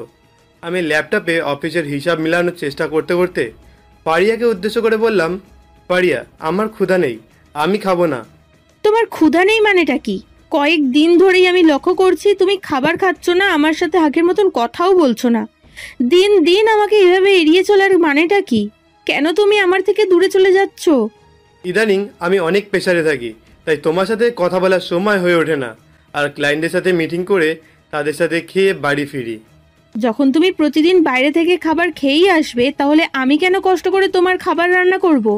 তুমি আমাকে কি মনে করো? আমার ভুল হয়ে গেছে, আমার খাবার তোমাকে আর রান্না করে রাখতে হবে না। এভাবে কথা বলছো কেন? আমি কি রাগ করে কথাটা বলেছি? কিন্তু আমি স্পষ্টই কথাটা বলেছি, কষ্ট করে আর আমার খাবার তোমাকে রান্না করতে হবে না। আমি ছাড়াও তোমার জীবনে অনেক গুরুত্বপূর্ণ কাজ আছে, তাই আমার চিন্তা করার প্রয়োজন নেই। ফারিয়ার আর কোনো প্রশ্নের জবাব না দিয়ে আমি নিজের মতো কাজ করতে থাকলাম। আজ আমি অনেক রাত পর্যন্ত জেগে কাজ করেছি বলে ফারিয়া খাবার খেয়ে ঘুমিয়ে পড়েছে। আগামীকালের সমস্ত কাজ শেষ করে যখন আমি শুতে যাব, তখন মনে পড়ল ফারিয়ার ফোনটা চেক করা উচিত। তাই ফারিয়ার ফোন নিয়ে কিছুক্ষণ লক খোলার চেষ্টা করলাম, কিন্তু লক খুলতে পারছি না। পরিশেষে মনে হলো মিঠু দিয়ে দেখি একবার। লাভ মিঠু দিয়ে যখনই ট্রাই করলাম, লকটা খুলে গেল। ওয়ালপেপারে ভেসে উঠল ফারিয়া ও মিঠুর যুগলবন্দির ছবি। মুহূর্তেই আমার মনটা চূর্ণ বিচূর্ণ হয়ে গেল। আগে ফারিয়ার ওয়ালপেপারে আমার আর ফারিয়ার ছবি থাকতো। দীর্ঘ নিঃশ্বাস ফেলে আমি ফোন রেখে শুয়ে পড়লাম। রাস্তার পাশ দিয়ে হাঁটতে হাঁটতে অফিসের দিকে যাচ্ছিলাম, তখনই আমার বিপরীত পাশ থেকে একটা দ্রুতগামী ট্রাক এসে ধাক্কা দিল একটা বাইককে। ধাক্কা খেয়ে বাইকের চালক সহ বাইক মাটিতে পড়ে গেল। আশেপাশে অনেক মানুষজনই থাকলেও কেউ এগিয়ে এসে ছেলেটাকে সাহায্য করছে না। আমার অফিসের দেরি হয়ে গেলেও নিরুপায় হয়ে আমি ছেলেটিকে সাহায্য করতে এগিয়ে গেলাম। বাইকের চাপা থেকে ছেলেটাকে সরিয়ে নিলাম প্রথমে, তারপরে ছেলেটিকে উঠিয়ে দাঁড় করিয়ে বললাম, ভাই আপনি ঠিক আছেন? কোথাও লেগেছে আপনার? একটু লেগেছে। আমি লক্ষ্য করলাম এই ছেলেটি ফারিয়ার বয়ফ্রেন্ড মিঠু। মানুষ তো মানুষের বিপদে সাহায্য করবে। আমি মন খারাপ নিয়ে যাওয়ার চেষ্টা করলেও ছেলেটি আমাকে বলল, ভাই আমার পায়ে ব্যথা লেগেছে, আমি একা ফার্মেসিতে যেতে পারবো না, আপনি আমাকে একটু আশেপাশের কোনো ফার্মেসিতে নিয়ে যাবেন? চলুন। এরপরে আমি মিঠুকে ধরে সামনের একটা ফার্মেসিতে নিয়ে গেলাম। মিঠুর আঘাতপ্রাপ্ত স্থানে ড্রেসিং করে দিল, কিছু ওষুধ প্রেসক্রাইব করে দিল। আপাতত কিছুদিন হাঁটাচলা করবেন না, পানির কাছাকাছি যাবেন না, এবং আমি যে ওষুধগুলো লিখে দিয়েছি সেগুলো কন্টিনিউ করবেন। ওকে ভাইয়া, আপনাকে একটা সাহায্য করতে হবে, কষ্ট করে আমাকে একটু বাড়িতে পৌঁছে দিতে হবে। আমি মিঠুর বাইকে করে মিঠুকে নিয়ে বাড়ির দিকে অগ্রসর হলাম। মিঠুর সম্পর্কে আমার সব কিছু জানা প্রয়োজন, তাই বেশ আগ্রহ নিয়ে বললাম, ভাই আমি আপনার কিছুই জানি না, আপনারা তো সাহায্য করলাম, অন্তত আপনার পরিচয়টা আমাকে দিয়ে যান। আমি মিঠু, দেশের টপ বিজনেসম্যান জলিল চৌধুরীর একমাত্র সন্তান মিঠু চৌধুরী। আমি যখন যা চাই আমাকে তাই এনে দেয় আমার বাবা। বর্তমানে আমি ঢাকার মেডিকেল কলেজে পড়াশোনা করছি, তবে আমার বিশ্বাস টাকার জোরে আমি ভালো রেজাল্ট করে বের হতে পারবো। টাকার জোরে আপনি ভালো একটা সার্টিফিকেট পেলেও ভালো ডাক্তার হয়ে উঠতে পারবেন না। কে ডাক্তার হতে চায়? আমি ডাক্তার হতে চাই না। আমি যদি সারা জীবন পায়ের ওপর পা তুলেও খাই, তবুও আমার বাবার সম্পদ শেষ হবে না। আমার বাবার চাই সার্টিফিকেট, তাই আমি পড়াশোনা করছি। এমনও তো হতে পারে আপনার স্ত্রী আপনার উপার্জনের টাকায় চলতে চায়। মেয়েরা টাকা ছাড়া কিছু বোঝে না, ওদের সুখে রাখতে হলে কিছু টাকা হলেই যথেষ্ট। টাকার লোভে মেয়েরা নিজেদের সংসার ছেড়েও আমার কাছে আসতে রাজি। ততক্ষণে আমি মিঠুদের বাড়িতে চলে এসেছি। আমি মিঠুকে তাদের বাড়িতে দিয়ে অফিসে গেলাম। আমাকে দেখা মাত্রই কথা এগিয়ে এসে বলে, এতক্ষণ তুমি কোথায় ছিলে? সে কখন থেকে তোমাকে খুঁজছি। রাস্তায় মিঠুর সাথে দেখা হয়েছে, অ্যাক্সিডেন্ট করেছে, ওকে সাহায্য করে বাড়িতে পৌঁছে দিয়ে এলাম। হোয়াট? যে ছেলেটা তোমার সংসার ভাঙলো তাকে তুমি সাহায্য করেছো? আমার স্ত্রী যদি সংসার ভাঙার জন্য সায় দেয়, তাহলে ছেলেটার কিছু করার নেই। তুমি বলো আমাকে কেন খুঁজছিলে? আমার স্বামীকে বলে মিঠুর ব্যাপারে কিছু ইনফরমেশন কালেক্ট করেছি। মিঠুন হচ্ছে বড়লোক বাবার সন্তান, পড়াশোনা না করেও মেডিকেল কলেজের টপ স্টুডেন্ট। টাকা লোভ দেখিয়ে মেয়েদেরকে ব্যবহার করে, বিয়ের নাম করে মেয়েদের সাথে লিভ ইন সম্পর্ক করে, এমনকি কয়েকদিন পর ব্রেকআপও করে। এখন ফারিয়ার সাথেও তেমন কিছু করতে চাইছে হয়তো। ফারিয়া হচ্ছে যথেষ্ট সুন্দর ও স্মার্ট একটা মেয়ে। হতে পারে মিঠু ওকে সত্যিকারের ভালোবাসে। মিঠুর মতো করে আমি ফারিয়াকে ভালো রাখতে পারবো না, তাই আমি সিদ্ধান্ত নিয়েছি ফারিয়াকে আমি মুক্তি দেব। কিন্তু তার আগে আমার একটা কাজ আছে। ফারিয়ার ইচ্ছা ছিল ওর 4 চাকার একটা গাড়ি হবে। আমি আমার সর্বস্ব দিয়ে ওর জন্য একটা 4 চাকার গাড়ি কিনতে চাই। ক্যালেন্ডারের পাতায় দৃষ্টি নিবদ্ধ হতেই দেখলাম আজ আমাদের বিবাহ বার্ষিকী। প্রতি বছরই এই দিনটা আমরা ধুমধাম করে পালন করলেও আজ হয়তো ফারিয়ার মনেই নেই আমাদের বিবাহ বার্ষিকীর কথা। ঠিক 12টা 1 বাজতেই আমি ঘুম থেকে উঠে পড়লাম। আমাকে দেখে ফারিয়া ঘুমিয়ে গেল। এতক্ষণ সে তার বয়ফ্রেন্ডের সাথে মেসেজে কথা বলছিল। আমি ঘুম থেকে উঠে টেবিলের আলো জ্বালিয়ে চিঠি লিখতে বসলাম। কয়েক বছর আগে আজকের এই দিনে আমরা এক ভালোবাসার পবিত্র বন্ধনে আবদ্ধ হয়েছিলাম। আবার এই দিনেই আমরা আলাদা হয়ে যাব।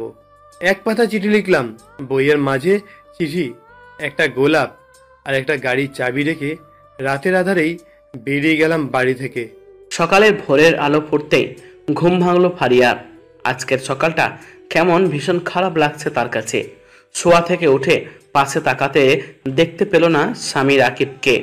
ঘাড় ঘুরিয়ে ঘাটটার দিকে তাকিয়ে দেখলো সকাল 6:50 বাজে। এত সকালে রাকিব কোথায় গেল? বেশ কিছুদিন ধরে রাকিবের সাথে মনোমালিন্য হলেও এত সকালে তো রাকিব কোথাও যায় না, তাহলে গেল কোথায়? বিছানা ছেড়ে রাকিবের নাম্বারে ডায়াল করলো। ওপাশ থেকে বন্ধ বলছে সিম। কেমন যেন ফাঁকা ফাঁকা লাগছে ফারিয়ার। যে মানুষটাকে একটা সময় না দেখে ভেতরে অস্থিরতা শুরু হয়েছে, তাকে সারা জীবন না দেখে কিভাবে চলবে তার? ফারিয়া উপায়হীন হয়ে মেডিকেলের জন্য তৈরি হতে থাকলো। বই খাতা ব্যাগে ঢোকানোর সময় একটা চিঠি বইয়ের ভেতর থেকে মাটিতে পড়লো। বইয়ের পাতা উল্টাতে সেখানে একটা চাবির রিং পেল একটা কালো গোলাপ। কৌতূহল নিয়ে ফারিয়া মাটি থেকে চিঠিটা তুলে দেখলো রাকিবের লেখা। ধীরে ধীরে পড়তে শুরু করলো। প্রিয় ফারিয়া, এই চিঠিটা যখন তোমার হাতে গিয়ে পৌঁছাবে তখন আমি তোমার থেকে অনেক দূরে। তুমি চাইলেও আমাকে খুঁজে পাবে না। হয়তো চিঠিটা হাতে পেয়ে আমাকে খুঁজে পাওয়ার চেষ্টাও করবে না। আমি দূরে চলে গেছি ভেবে তুমি খুশি হবে। তোমার জন্য আজ আমার চিঠিটা লিখতে ইচ্ছা করছে না। বহু কষ্টে এই চিঠিটা আমি তোমার জন্য লিখছি। আমি ছাড়াও তোমার জীবনে আগমন ঘটেছে এক পুরুষের। তুমি আমাকে ছেড়ে সেই পুরুষের জন্য মাতোয়ারা। তার নাম মিঠু। তুমি হয়তো ভাবছো আমি জানলাম কিভাবে। তুমি পাক্কা অভিনেত্রী ফারিয়া। বাইরে প্রেমিক রেখে ঘরে তুমি নিখুঁত অভিনয় করো। যদি নিজের চোখে সেদিন আমি তোমাকে মিঠুর সাথে না দেখতাম তবে বিশ্বাস করতাম তোমার এই অভিনয়।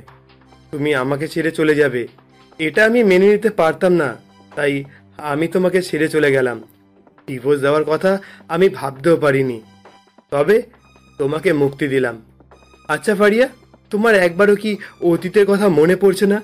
তোমার এক কথায় আমি সব কিছু ছেড়ে অচেনা এক শহরে এসে ঠাই খুঁজে নিয়েছিলাম। তোমার জন্য পায়ে গুলি খেয়েছিলাম। তোমার জন্য আমি রিক্সা চালিয়েছি। তোমার সমস্ত দায় নিয়েছি। টাকা দিয়ে সব ঋণ শোধ করা যায় না। বড়লোক হতে চাওয়া দোষের নয়। তুমি যেটা করেছো তোমার দিক থেকে সেটা ঠিক। দোয়া করি তোমার মনোবাসনা পূর্ণ হোক। আমার একটা দায়িত্ব ছিল। তুমি একটা 4 চাকা গাড়ি আমার কাছে চেয়েছিলে। নিজের কাছে যা অর্থ ছিল সব দিয়ে তোমার জন্য 4 চাকার একটা গাড়ি কিনেছি। অন্যের ঘরে ভালো থেকো আমার ফারিয়া। ইতি ভালোবেসে ঠকে যাওয়া এক প্রেমিক। চিঠিটা পড়ে মাথায় হাত দিয়ে বসে পড়লো ফারিয়া। নিজের কৃতকর্মের জন্য অনুশোচনা প্রকাশ করতে থাকলো। যে মানুষটা আমার জন্য এত কিছু করেছে তাকে ভুলে অন্য পুরুষের সাথে পালিয়ে যাওয়ার সিদ্ধান্ত কিভাবে নিলাম আমি? ছি, কিভাবে পারলাম এতটা বেঈমান হতে? আমি এত স্বার্থপর হয়ে গেলাম। ছি ফারিয়া, ছি, নিজের প্রতি নিজেরই ঘেন্না লাগছে। একের পর এক কল করতে থাকলো রাকিবের নাম্বারে। রাকিবের ফোন বন্ধ। রাকিবের অফিস কোথায় ফারিয়া জানতো, তাই আর দেরি না করে ফারিয়া রওনা হলো রাকিবের অফিসের উদ্দেশ্যে। পরিচয়পত্র ছাড়া কাউকে অফিসের ভেতরে প্রবেশ করতে দেওয়া হয় না, তাই দারোয়ানের কাছে শত আকুতি মিনতি করেও ভেতরে যাওয়ার অনুমতি পেল না ফারিয়া। দরজার বাইরে পায়চারি করতে থাকলো কখন রাকিব ভেতরে প্রবেশ করবে কিংবা বেরিয়ে যাবে। অপ্রত্যাশিতভাবে তখন কথা অফিসের ভেতরে যাচ্ছিল। ফারিয়াকে দরজার সামনে দেখে দাঁড়িয়ে পড়ল। কিছুটা অবাক হয়ে বলল, ফারিয়া, তুমি এখানে কি করছো? জি, আপনি আমাকে চেনেন? হ্যাঁ, আমি তোমাকে চিনি। তুমি রাকিবের ওয়াইফ না? হ্যাঁ, আমি রাকিবেরই ওয়াইফ। ঘুম থেকে উঠে রাকিবকে কোথাও খুঁজে পাচ্ছি না। একটা চিঠিতে রাকিব জানিয়েছে ও আমাকে ছেড়ে অনেক দূরে চলে গেছে। ও আর কখনো আমার কাছে ফিরবে না। আমাকে একেবারের জন্য মুক্তি দিয়ে গেছে। ভালোই তো হয়েছে, এবার আর তোমার কোনো বাধা নেই। তোমার বড়লোক কোটিপতি প্রেমিকের কাছে চলে যাও, তবে তোমার তো খুশি হওয়ার কথা। এখানে খুঁজতে কেন এসেছো? যাও তোমার বয়ফ্রেন্ডের কাছে ফিরে যাও। আপনি কি বলছেন আমি কিছু বুঝতে পারছি না। তোমার ক্যারেক্টার সার্টিফিকেট দেওয়ার অধিকার আমার নেই। তবে একটা কথা বলি, তোমার চরিত্র ভালো নয়। ঘরে স্বামী থাকতে তুমি অন্য ছেলেদের সাথে সম্পর্ক রাখতে, তাই চলে গেছে। তারপরে যাবতীয় দিনের ঘটনাগুলো ফারিয়ার কাছে শেয়ার করে কথা, পাশাপাশি ফারিয়াকে যথেষ্ট অপমান করে কথা। ফারিয়া কি করবে বুঝতে পারছে না। ছন্নছাড়া হয়ে দৌড়ে রাস্তা পার করতে যাওয়ার চেষ্টা করলে দ্রুতগামী গাড়ি এসে অবিলম্বে মুখ থুবড়ে রাস্তায় পড়ে গেল ফারিয়া। ঘটনা বুঝে উঠতে কথা ছুটে ফারিয়ার কাছে গেল। ফারিয়াকে রাস্তা থেকে কিনারে এনে বিচলিত হয়ে বলে, পাগল হয়ে গেছো তুমি? তোমার মাথায় জ্ঞান নেই? এভাবে রাস্তার ভেতরে দৌড়াদৌড়ি করছো কেন?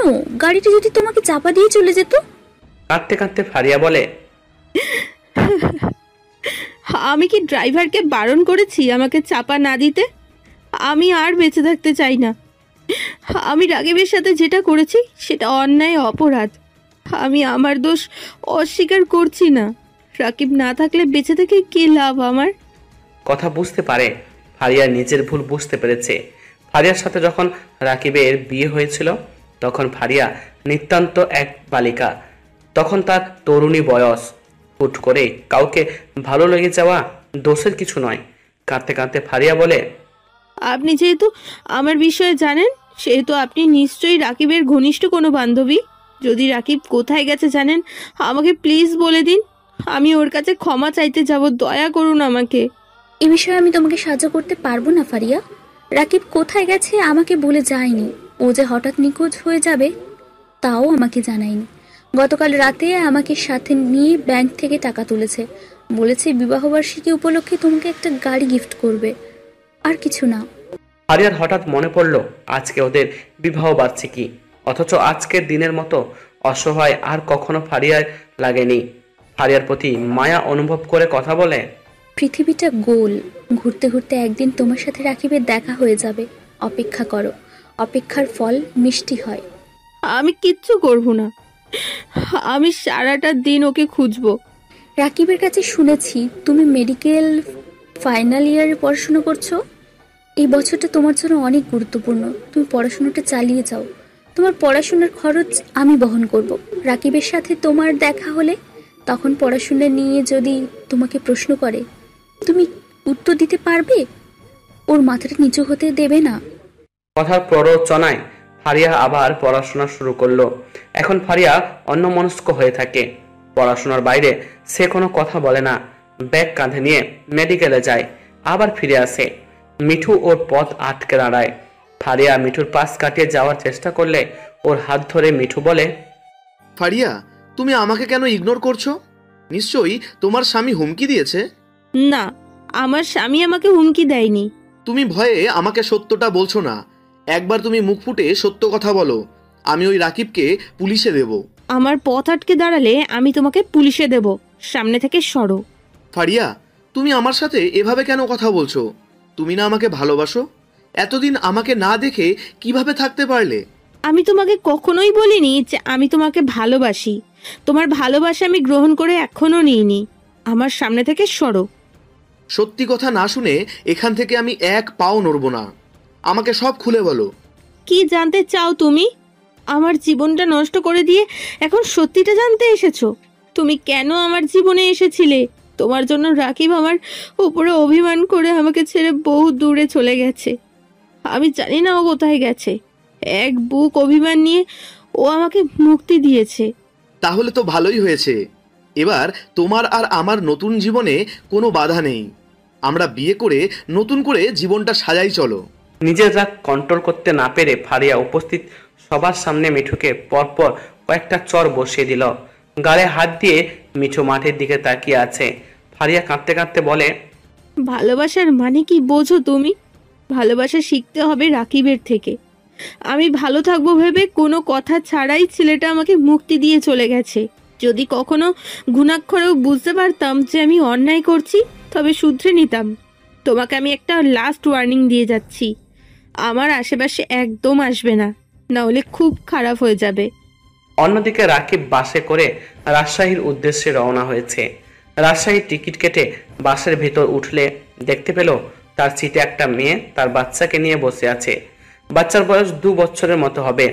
রাকিব মুচকি হাসি দিয়ে মেয়েটাকে উদ্দেশ্য করে বলে, আপনার পাশে সিটটা আমার, যদি বাবুকে একটু সরিয়ে নিতেন আমি বসতে পারতাম। আমি বাসে চলাচল করতে পারি না, বাসে আমার বমি হয়। যদি আপনি আমার সিটটায় বসতেন আর আপনার সিটে আমাকে দিতেন আমার অনেক সুবিধা হতো। ঠিক আছে, সমস্যা নেই। মেয়েটার সমস্যার কথা জেনে রাকিব আর বাবুটার মেয়েটার কোলে দিল না, নিজের কোলে নিয়ে বসলো। বাস অগ্রসর রাজশাহীর উদ্দেশ্যে। যাত্রাপথে বাস কয়েকবার থামলো স্টপে। মেয়েটা বাসে চলতে পারে না, ক্ষণে ক্ষণে বমি করছিল। মেয়েটার এমন অবস্থা সহ্য করতে না পেরে রাকিব বলল, আপা, বাসে আপনি প্রচন্ড দুর্বল হয়ে যান, আপনি অন্যভাবে রাজশাহীতে যেতে পারতেন। বাসে করে গেলে রাজশাহী তাড়াতাড়ি যাওয়া যায়, আমার একটু কষ্ট হলেও ম্যানেজ করে নিই। আর যারা আমার পাশের সিটে পড়ে তারা খুব ভালো হয়। আপনার মতন বলতে গেলে সম্পূর্ণ রাস্তা আপনি আমার মেয়েটাকে দেখেছেন। একটা কথা বলবো আপা, কিছু মনে করবেন না? এত দূরের জার্নিতে আপনি যদি অসুস্থ হয়ে পড়েন তাহলে দেখার মতো কেউ নেই। ভাইয়াকে সাথে নিয়ে আসতে পারতেন, ভালো হতো। উনি বোধহয় কাজের জন্য অনেক ব্যস্ত আছে, তাই আপনার সাথে যেতে পারছে না। রাকিবের কথায় মেয়েটা একগাল হাসলো। হাসতে হাসতে তার চোখে পানি চলে এসেছে। চোখের পানি মুছে বলে, ওর বাবা নেই, কাকে নিয়ে যেতাম আমার সাথে। সরি আপা, আমি না বুঝে আপনাকে কষ্ট দিলাম। বাবা না থাকার কষ্টটা কতটা ভয়াবহ আমি সেটা জানি। দোয়া করি আপনারা ভালো থাকুন। আপনি ভুল ভাবছেন, আমার স্বামী মারা যায়নি, উনি অন্য একটা মেয়েকে নিয়ে সংসার পেতেছেন। ওর বাবার সাথে আমার লাভ ম্যারেজ ছিল। পরিবার থেকে আমাদের বিয়ে কেউ মেনে নেয়নি, তাই আমি আর তিনি পালিয়ে বিয়ে করেছিলাম। বছর 2 ঘুরতে না ঘুরতেই জানতে পারলাম আমি প্রেগনেন্ট। আর তখন থেকে একটি মেয়ের সাথে সম্পর্ক ছিল তিনির। কয়েক মাস যেতে উনি মেয়েটির সাথে পালিয়ে যান। মেয়েকে নিয়ে আমি কোনো রকম বেঁচে আছি। আমাদের বাড়ি রাজশাহীতে। আমার এই অবস্থার কথা জানতে পেরে বাবা খবর পাঠিয়েছেন, এখন বাবার কাছেই চলে যাচ্ছি। ভালোবাসতে সবাই জানে না, ভালোবাসা কখনো 2 পক্ষ থেকে হয় না। এক পক্ষ থেকে মোহ আর অন্য পক্ষ থেকে ভালোবাসা। কেন, আপনার জীবনেও কি এমন কোনো ঘটনা ঘটে আছে নাকি? একটা মেয়েকে ভালোবেসে আমি ঘর ছাড়লাম, সংসার সাজালাম, ওর পড়াশোনার দায়িত্ব নিলাম। এখন সে এতটাই যোগ্য হয়ে গেছে যে আমি তার যোগ্যই নেই। তাই সংসারে মায়া কাটিয়ে নিজের ভবিষ্যতের উদ্দেশ্যে যাত্রা শুরু করলাম। আমি যেখানে চাকরি করতাম সেখান থেকে ট্রান্সফার নিয়ে রাজশাহীতে চলে যাচ্ছি। ও, মেয়েটার সাথে আর রাকিবের কোনো কথা হয়নি। কিছুক্ষণ পর বাস এসে থামলো একটা স্টেশনে। বিরতি দিল খাবারের। ডান পাশে তাকিয়ে দেখলো কবিতা নামের মেয়েটি ঘুমোচ্ছে। ওকে ডাক দিল না। ছোট্ট বাচ্চা মেয়ে উষাকে নিয়ে বাস থেকে নামলো। বাইরে একটু হাঁটাহাঁটি করে দোকানের দিকে গেল। হঠাৎ কানে এলো বিকট একটা শব্দ। মুহূর্তেই ছড়িয়ে পড়লো হাহাকার। রাকিব খাবার খেলে বাসের দিকে যাবে, তখন দেখতে পেল কয়েকটা অ্যাম্বুলেন্স যাচ্ছে বাসের দিকে। কয়েকটা পুলিশের গাড়ি যাচ্ছে, সাংবাদিক, প্রেস, মিডিয়ায় সবাই যাচ্ছে। রাকিব বুঝতে পারলো না কি হচ্ছে। বাচ্চা উষা ভয়ে কান্না করে দিল। উপায়হীন হয়ে রাকিব বাসের দিকে যেতেই দেখলো রক্তে মাখো হয়ে আছে জায়গাটা। গাড়ির কাজ ভেঙে গাড়ি পড়ে আছে রাস্তার উপরে। মুহূর্তেই যেন রাকিবের দুনিয়া উল্টে গেল। রাকিব ছুটে বাসের দিকে গিয়ে কবিতা নামের মেয়েটাকে খুঁজতে থাকলো। পুলিশরা বাইরে কাউকে বাসের দিকে যেতে দিচ্ছে না। হঠাৎ একটা স্ট্রেচারে করে কবিতা নামের মেয়েটার দেহটা নিয়ে আসছে। রক্তে তার সম্পূর্ণ দেহ ঢেকে আছে। রাকিব ছুটে গেল। জানলার কাঁচ ভেঙে তার দেহ কত বিক্ষত হয়ে গেছে। রাকিব বেশ কয়েকবার ডাকলো তাকে। আপা, এই আপা, আপনি ঠিক আছেন? কি হয়েছে আপনার? চোখ মেলে তাকান। উষা অনবরত কেঁদে যাচ্ছে। উষা কান্না এক পর্যায়ে চোখ মেলে তাকালো কবিতা। রাকিবের দিকে তাকিয়ে স্নেহের দৃষ্টিতে বলে, ভাইজান, আমার মেয়েটাকে দেখে রাখবেন। এই পৃথিবীতে আমি ছাড়া ওর কেউ নেই। এতদিন আমিও সাথে ছিলাম, আজ আমিও চলে যাচ্ছি। আপা, এইভাবে বলবেন না, আপনার কিচ্ছু হবে না। আমি এক্ষুনি আপনাকে ডাক্তারের কাছে নিয়ে যাচ্ছি। না ভাইয়া, অনেক দেরি হয়ে গেছে। আমার হাতে আর বেশি সময় নেই জানেন। হঠাৎ চোখ মেলে দেখি আমার মেয়ে নেই, আপনাকেও দেখতে পেলাম না। ভয়ে আমার শরীর তখন থরথর করে কাঁপছে। বাধ্য হয়ে সম্পূর্ণ বাস আমি খুঁজছি। হঠাৎ পিছনে থেকে একটা বাস এসে আমাদের বাসটাকে জোরে ধাক্কা দিল। স্থির বাস উল্টে পড়ল রাস্তায়। অধিকাংশ মানুষ তখন বিরতির জন্য বাইরে গিয়েছিল, কিন্তু যারা বাসে ভিতর বিশ্রাম নিচ্ছিল তারা সবাই নিহত। তখনই কবিতার শেষ নিঃশ্বাস ত্যাগ করে মৃত্যুর কোলে ঢলে পড়ল। মায়ের মৃত্যু সহ্য করতে না পেরে অঝোর ধারায় কাঁদতে থাকে উষা। ওকে বুকে আঁকলে সামলানোর চেষ্টা করলো রাকিব। উষা, কাঁদে না মা, কিচ্ছু হয়নি। মা ঘুমিয়েছে, মা ঘুমিয়েছে। তুমি কাঁদলে মা ঘুম থেকে উঠে তোমাকে কাঁদতে দেখলে প্রচণ্ড কষ্ট পাবে। তুমি আমার সোনা মা, কাঁদে না। তখনই একজন নার্স সেখানে এসে বাচ্চাটাকে রাকিবের কোল থেকে নিয়ে বলে, চোখের সামনে মায়ের মৃত্যুটা নিতে পারিনি, ধীরে ধীরে সব ঠিক হয়ে যাবে। আমরা আপাতত আপনার স্ত্রীকে হাসপাতালে নিয়ে যাচ্ছি। যেহেতু তিনি অ্যাক্সিডেন্টে মৃত্যুবরণ করেছে, তাই হাসপাতাল থেকে একটা সার্টিফিকেট দিয়ে আপনার স্ত্রীকে ফেরত দেওয়া হবে। ভুল ভাবছেন, উনি আমার স্ত্রী নয়। আমিও এই বাসে করে রাজশাহীর উদ্দেশ্যে যাত্রা শুরু করেছিলাম। উনি আমার পাশে সিটের একজন যাত্রী। ঘটনা ঘটার কিছুক্ষণ আগেই আমি তার সন্তানকে নিয়ে বাইরে বেরিয়েছিলাম, আর তখন অ্যাক্সিডেন্ট হয়। অ্যাক্সিডেন্টে উনি মৃত্যুবরণ করেছে। হোয়াট? উনি আপনার স্ত্রী নয়? আপনারা পাশাপাশি সিটে বসা দুজন যাত্রী। আপনি মহান। আপনার মতো এত মহান মানুষ হয় কিনা আমার জানা নেই।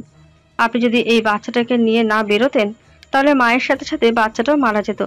এখন আপনি এই বাচ্চাটাকে কি করবেন? ওর পরিবারের কাছে ফিরিয়ে দেবেন?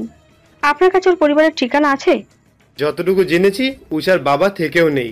লাভ ম্যারেজ বলে ওদের পরিবার কেউই ওদের ভালোবাসা মেনে নেয়নি। কবিতার মৃত্যুর আগে তার সন্তানকে আমার কাছে তুলে দিয়েছে, তাই উষাকে বাকি জীবন আমার সাথেই রাখতে চাই। আপনাকে দেখে মনে হচ্ছে মানুষ মানুষের জন্য। 5 বছর পর মায়ের মৃত্যু কাছ থেকে দেখে উষার মানসিক সমস্যা হয়েছে। 2 বছর বয়সে মায়ের মৃত্যুর কথা মনে না থাকলেও সারাক্ষণ সে অস্থির থাকে। তাই উষাকে নিয়ে রাকিব প্রায় ডাক্তারের শরণাপন্ন হয়। ঘুম থেকে উঠে সমস্ত কাজ শেষ করে উষাকে স্কুলে যাওয়ার জন্য ডাক দিল। উষা সজাগ ছিল। বাবার ডাক শুনে উঠে বসলো। মাথায় হাত দিয়ে যন্ত্রণায় ছটপট করতে করতে বলে, বাবা, গতকাল রাত থেকে আমার মাথায় প্রচণ্ড ব্যথা করছে। গতকাল রাত থেকে? আমাকে কেন বলিসনি? তুমি সারাদিন অফিসের কাজ করে বাড়িতে এসে ঘুমাও। আমি তোমাকে অসুস্থতার কথা বললে তুমি ঘুমাতে না, তাই তোমাকে বলিনি। পাগল মেয়ে, চল তোকে নিয়ে ডাক্তারের কাছে যাই। অতঃপর রাকিব উষাকে তৈরি করে ডাক্তারের চেম্বারের উদ্দেশ্যে রওনা হলো। রাকিব এখানে বেশ ভালোই আছে। ফারিয়ার কথা এখন তার আর মনে পড়ে না। ফারিয়াকে ভুলে উষাকে আগলে খুব ভালোভাবে বেঁচে আছে তারা। উষা এখন ক্লাস 2তে পড়ে। অফিসের এক কলিগ রাকিবকে বিয়ের প্রপোজ করলেও রাকিব নাকচ করে দিয়েছে। প্রেম ভালোবাসা বিয়ে এখন তার আর বিশ্বাস করে না। হাসপাতালে এসে রিসেপশনিস্টের কাছে পিয়াসা ডাক্তারের খোঁজ করলো। আমি নিউরোলজিস্ট বিশেষজ্ঞ ডাক্তার পিয়াসা ম্যাডামের কাছে এসেছি। সরি স্যার, এখন পিয়াসা ম্যাডাম নেই। তার বাবা অসুস্থ হয়ে যাওয়ার কারণে গতকাল রাতে সে বরিশালে ফিরে গেছেন। আমি প্রতিবার পিয়াসা ম্যাডামের কাছেই আমার মেয়ে চেক আপ করাই। কাল রাত থেকে ওর মাথায় একটু সমস্যা হচ্ছে, তাই আমি পিয়াসা ম্যাডামের কাছে এনেছি। আপনাদের হাসপাতালে নিউরোলজিস্ট বিশেষজ্ঞ কোনো ডাক্তার আছে? আমাদের এখানে গতকাল নতুন একজন ডাক্তার জয়েন করেছেন। তিনি নিউরোলজিস্ট বিশেষজ্ঞ। গুরুতর সমস্যা হলে আপাতত আপনি ডাক্তার ফারিয়ার সাথে যোগাযোগ করতে পারেন। ওকে, তাহলে আপনার ভিজিটিং আমরা কনফার্ম করলাম। আপনি অপেক্ষা করুন, কিছুক্ষণ পর আপনাকে ডাকা হবে। ভিজিটিং ফি দিয়ে রাকিব উষার হাত ধরে ওয়েট করতে থাকলো। কিছুক্ষণ পর অ্যাসিস্ট্যান্ট এসে জানালো ডাক্তার ফারিয়ার কাছে যেতে। রাকিব উষাকে নিয়ে নক করে কেবিনের ভেতর ঢুকতেই চমকে উঠল। রাকিবের স্ত্রী ফারিয়াকে এখানে আশা করিনি। ফারিয়া তখনও রাকিবকে লক্ষ্য করেনি। কাগজে কিছু একটা লিখতে লিখতে রাকিবকে উদ্দেশ্য করে বলে, please take your seat and tell me about your problem. Rakib উষাকে নিয়ে চেম্বারে বসে রিপোর্টগুলো এগিয়ে দিল ফারিয়ার দিকে। রাকিবের দিকে না তাকিয়ে ফারিয়া কিছুক্ষণ রিপোর্ট নিয়ে ঘাঁটাঘাঁটি করে বলে, বাচ্চার বয়স কম। থেমে গেল ফারিয়া। রাকিবের দিকে দৃষ্টি পড়তেই আর কিছু বলতে পারল না সে। বাকশক্তি হারিয়ে তৃষ্ণার্ত দৃষ্টিতে তাকিয়ে আছে। রাকিব স্বাভাবিক হওয়ার চেষ্টা করে বলে, ম্যাডাম তারপরে আসলে ওর বয়স কম হলেও সমস্যাটা অনেক আগের। মাঝে মাঝেই ওর মাথায় সমস্যা হয়। কাল রাত থেকেই ওর মাথায় ব্যথা করছে। পিয়াসা ম্যাডাম আজ আসেননি, তাই আপনার শরণাপন্ন হয়েছি। রাকিব, তুমি এখানে? জানো আমি তোমাকে কত খুঁজেছি, কিন্তু কোথাও পাইনি। সরি ম্যাডাম, আপনি কি আমাকে কিছু বলছেন? আমার হাতে সময় নেই, যদি একটু তাড়াতাড়ি করতেন। রাকিব, তুমি আমাকে চিনতে পারছো না? আমি তোমার ফারিয়া। বসা থেকে উঠে ফারিয়া রাকিবকে জড়িয়ে ধরল। রাকিবের অভিনয় করতে অনেক কষ্ট হচ্ছে, কিন্তু সেদিনের দৃশ্যগুলো চোখের সামনে ভেসে উঠতেই থেমে গেল রাকিব। নিজেকে স্বাভাবিক করার চেষ্টা করে ফারিয়াকে ধাক্কা দিয়ে নিজে থেকে সরিয়ে ফেলল। উষার হাত ধরে রাগান্বিত গলায় বলল, এটা কোন ধরনের অসভ্যতামি ডাক্তার? পেশেন্টের সাথে এমন করেন আপনারা? নিজেকে সংযত করুন। রাকিব রাকিব চলে যাওয়ার চেষ্টা করতেই ফারিয়া ছুটে এসে রাকিবের পা জড়িয়ে ধরে হাওমাও করে কেঁদে উঠল। ফারিয়ার চোখের পানি সহ্য করতে পারে না রাকিব। ফারিয়া কাঁদতে কাঁদতে বলে, আমি ভুল করেছি, আমি অন্যায় করেছি, তোমার ভালোবাসা ছোট করেছি, টাকা পয়সার লোভে অন্ধ হয়ে গিয়েছিলাম। তোমাকে হারিয়ে আমি নিজের ভুল বুঝতে পেরেছি, আমায় ক্ষমা করে দাও। তুমি কোনো অন্যায় করনি, তোমার দিক থেকে ঠিক কাজ করেছো। আমার জন্য তুমি মিঠুর সাথে নতুন সংসার সাজাতে পারছিলে না, আমি কেবল তোমাকে সাহায্য করেছি। রাকিব পা ছাড়িয়ে নিল। ফারিয়া অশ্রু ভরা চোখ নিয়ে নতজানু হয়ে দাঁড়িয়ে আছে। ফারিয়ার বাঁধন উপেক্ষা করে উষার হাত ধরে চলে গেল রাকিব। ফারিয়া রাকিবের পেছন পেছন গিয়ে রাকিবকে পেল না। অবশেষে কাঁদতে কাঁদতে কেবিনে ফিরে এলো। হঠাৎ তার চোখ আটকে গেল রিপোর্টের উপর থাকা ঠিকানার ওপরে। রাকিবের বাড়ির ঠিকানা সেখানে লেখা। ফারিয়া জানে এই মুহূর্তে তাকে বাঁচাতে পারে একমাত্র কথা, তাই দেরি না করে কথার নাম্বারে কল করলো। কল রিসিভ হতেই ফারিয়া কাঁদতে কাঁদতে বলল, হ্যালো, কথা আপু? হ্যাঁ ফারিয়া, কিন্তু তুমি কাঁদছো কেন? কি হয়েছে? এই মাত্র হাসপাতালে রাকিব এসেছিল, আমাকে ভুল বুঝেও চলে গেছে। কথা আপু, এখন একমাত্র তুমিই পারো আমার আর রাকিবের সম্পর্কটা আবার আগের মতন করে দিতে। প্লিজ আপু। হ্যাঁ, আমি যত দ্রুত সম্ভব রাজশাহী আসছি। তুমি রাকিবের ঠিকানাটা জানো? জি আপু। তাহলে কিছুক্ষণ অপেক্ষা করো, আমি যত তাড়াতাড়ি সম্ভব প্লেন টিকিট কেটে রাজশাহীতে আসছি। কল রেখে দিল ফারিয়া। 4 ঘন্টা পর সেখানে এসে উপস্থিত হলো কথা। কথাকে পেয়ে জড়িয়ে ধরে কাঁদতে থাকলো ফারিয়া। আপু, তুমি এসেছো? আমার রাকিব আমায় অস্বীকার করেছে, তুমি প্লিজ এক্ষুনি আমার সাথে চলো। আরে বাবা ফারিয়া, কেঁদো না, আমি এসে গেছি, আর কোনো চিন্তা নেই তোমার। তুমি আগে রাকিবের বাড়ির ঠিকানা দাও আমায়। কথাকে সাথে নিয়ে ফারিয়া গেল রাকিবের ঠিকানায়। রাকিব মাথায় হাত দিয়ে বসে আছে। উষাকে মাথা ব্যথা থেকে মুক্তি দিতে ঘুমের ওষুধ খাইয়ে ঘুম পাড়িয়ে দিয়েছে। হঠাৎ কলিং বেল বেজে উঠল। চিন্তিত হয়ে দরজা খুলতেই দেখলো কথা দাঁড়িয়ে আছে। রাকিব মুচকি হেসে বলে, কতদিন পর তোমাকে দেখলাম, কেমন আছো? আমার ঠিকানা কোথায় পেলে? আলহামদুলিল্লাহ, ভালো আছি। তুমি কেমন আছো? রাকিব উত্তর দেওয়ার আগেই নজরে পড়ল ফারিয়াকে। মাথা নিচু করে দাঁড়িয়ে আছে কথার পেছনে। রাকিব দৃষ্টি সরিয়ে রাগান্বিত কণ্ঠে বলে, ওকে আমার ঘরে কেন এনেছো? কথা আমার সামনে থেকে ওকে যেতে বলো। তোমার সাথে ফারিয়ার বিষয় নিয়ে আমার কিছু কথা আছে, ঘরে আসবো? এসো। রাকিবের পেছনে পেছনে দুজনে গিয়ে সোফায় বসলো। তারপর কথা বলতে শুরু করলো। মানুষ মাত্র ভুল হয়, ফারিয়াও ভুল করেছে। তোমাকে হারিয়ে ফারিয়া নিজের ভুল বুঝতে পেরেছিল। তুমি যেদিনে ওকে ছেড়ে চলে গিয়েছিলে, ও সেদিনই তোমার খোঁজ পেতে অফিসে ছুটে এসে গিয়েছিল। পাগলের মতো খুঁজেছে, এমনকি মরতেও গিয়েছিল। ওর অবস্থা দেখে আমিও কেঁদেছিলাম। আমার টাকায় ওকে পড়াশোনা শিখিয়ে ডাক্তার বানিয়েছি। এখন ও রাজশাহীর এক হসপিটালে নিউরোলজিস্ট বিশেষজ্ঞ হিসেবে কাজ করছে। আজ তোমাকে দেখে আমাকে ফোন করেছে। এখন তুমি যদি ওকে ফিরিয়ে দাও, তাহলে আমি আর ওকে বাঁচাতে পারবো না। রাকিব, ক্ষমা করে দাও ওকে। বলেই ফারিয়ার দিকে ইশারা করলো। ফারিয়া আরেক দফা জড়িয়ে ধরল রাকিবের পা। আমায় ক্ষমা করে দাও রাকিব, আমি জানি অনেক বড় ভুল করেছি আমি। তোমাকে ছেড়ে যাওয়ার প্ল্যানিং পর্যন্তও করেছি, কিন্তু আমি কখনোই বুঝতে পারিনি যে আমি সব থেকে মূল্যবান মানুষটাকে এই জীবনে হারাতে চলেছি। কেন?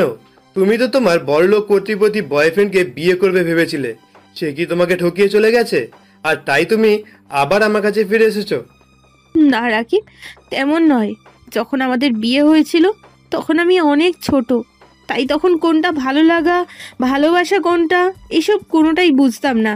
তখন তোমাকে হয়তো ভালো না বেশে ভালো লাগাটাই আমার বেশি হয়েছিল। আর তাই কলেজে গিয়ে যখন মিঠুর সাথে দেখা হয়েছিল তখন ভেবেছিলাম মিঠুর মন ভুলানো কথাগুলোই হয়তো সত্যিই ভালোবাসা। কিন্তু তুমি যখন আমাকে ছেড়ে চলে গেলে আমি তখন বুঝতে পেরেছি যে আমি তোমাকে কতটা ভালোবাসি। প্রতিদিন তোমার সাথে দেখা হওয়া, প্রতিদিন একসাথে খাওয়া দাওয়া করা, তুমি নিজের পড়াশোনার নিজের চিন্তা না করেও আমার জন্য সমস্ত কষ্ট করে গেছো সারাটা জীবন। কেউ সত্যিকারের ভালো না বাসলে কিভাবে একটা মেয়ের জন্য একটা ছেলে নিজের সব কিছু ছেড়ে নিজের সারাটা জীবন একটা মেয়ের নামে লিখে দেয় বলতে পারো? আমি তোমায় ছাড়া একদম ভালো নেই রাকিব। এবার রাকিবের মন গলতে শুরু করেছে। ফারিয়াকে জড়িয়ে নিয়ে বললে, আমি তোমার সুখের জন্য দূরে চলে এসেছি। যদি জানতাম তুমি অসুখী হবে তবে শত আঘাত বুকে রেখেও থেকে যেতাম। আমি অন্যায় করলে আমাকে বকবে, আঙুল দিয়ে দেখিয়ে দেবে আমার অন্যায়টা কোথায়, কিন্তু আমাকে ছেড়ে যেও না আর। আমি মরেই যাব। আমি বুঝেছি ভালোবাসা কাকে বলে, আমি বুঝেছি ভালোবাসার মানুষটাকে হারিয়ে ফেললে কতটা কষ্ট হয়। আমি তোমায় প্রচুর কষ্ট দিয়েছি রাকিব, আমায় তুমি পারলে ক্ষমা করে দিও প্লিজ। আমি তোমার উপরে কখনোই রাগ করে থাকিনি ফারিয়া, শুধু অভিমান হয়েছিল তোমার ওপরে। আমি কি সত্যি এতটাই অযোগ্য তোমার যে আমার সাথে থাকা যায় না? আমি কি এতটাই খারাপ দেখতে যে আমাকে লোকের সামনে পরিচয় করিয়ে দেওয়া যায় না যে আমি তোমার স্বামী? না রাকিব, এইসব কথা বলে আর আমাকে লজ্জা দিও না প্লিজ। আমি আমার ভুল বুঝতে পেরেছি, আর কোনো দিনও তোমাকে ছেড়ে আমি চলে যাব না। আর প্লিজ তুমিও আমাকে ছেড়ে চলে যেও না।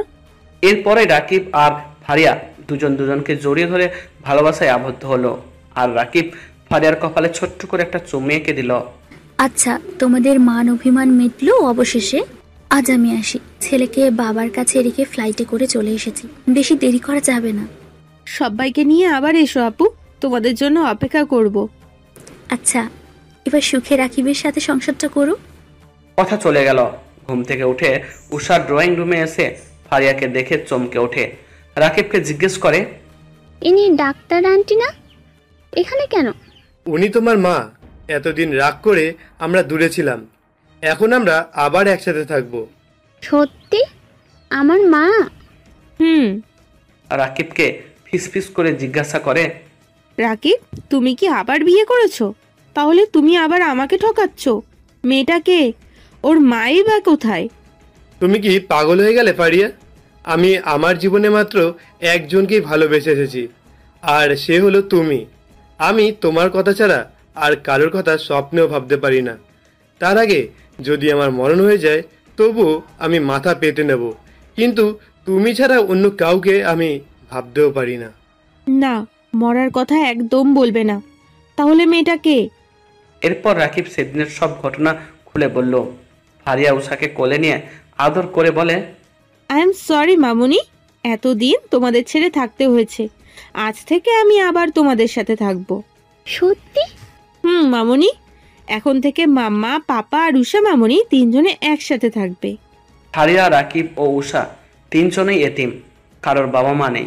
তাই একে অপরের সাথী হয়ে বাকিটা জীবন কাটাবে।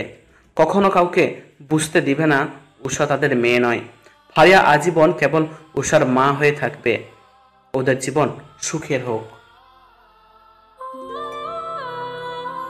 হ্যালো বন্ধুরা, তোমরা তো ভিডিওটা দেখলে, গল্পটা শুনলে, এবং ভিডিও তোমাদের ভালো লাগে বা গল্প তোমাদের ভালো লাগে বলেই ভিডিওতে লাইকও করো, কিন্তু তোমরা কমেন্ট করতে ভুলে যাও। তাই তাড়াতাড়ি যাও কমেন্টস বক্সে গিয়ে জানিয়ে দাও তোমাদের এই গল্পটা কেমন লাগলো।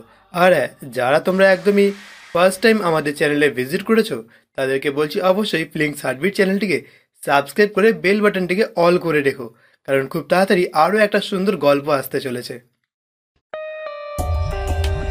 For more updates, subscribe to our channel, Click the show links and enjoy watching the videos.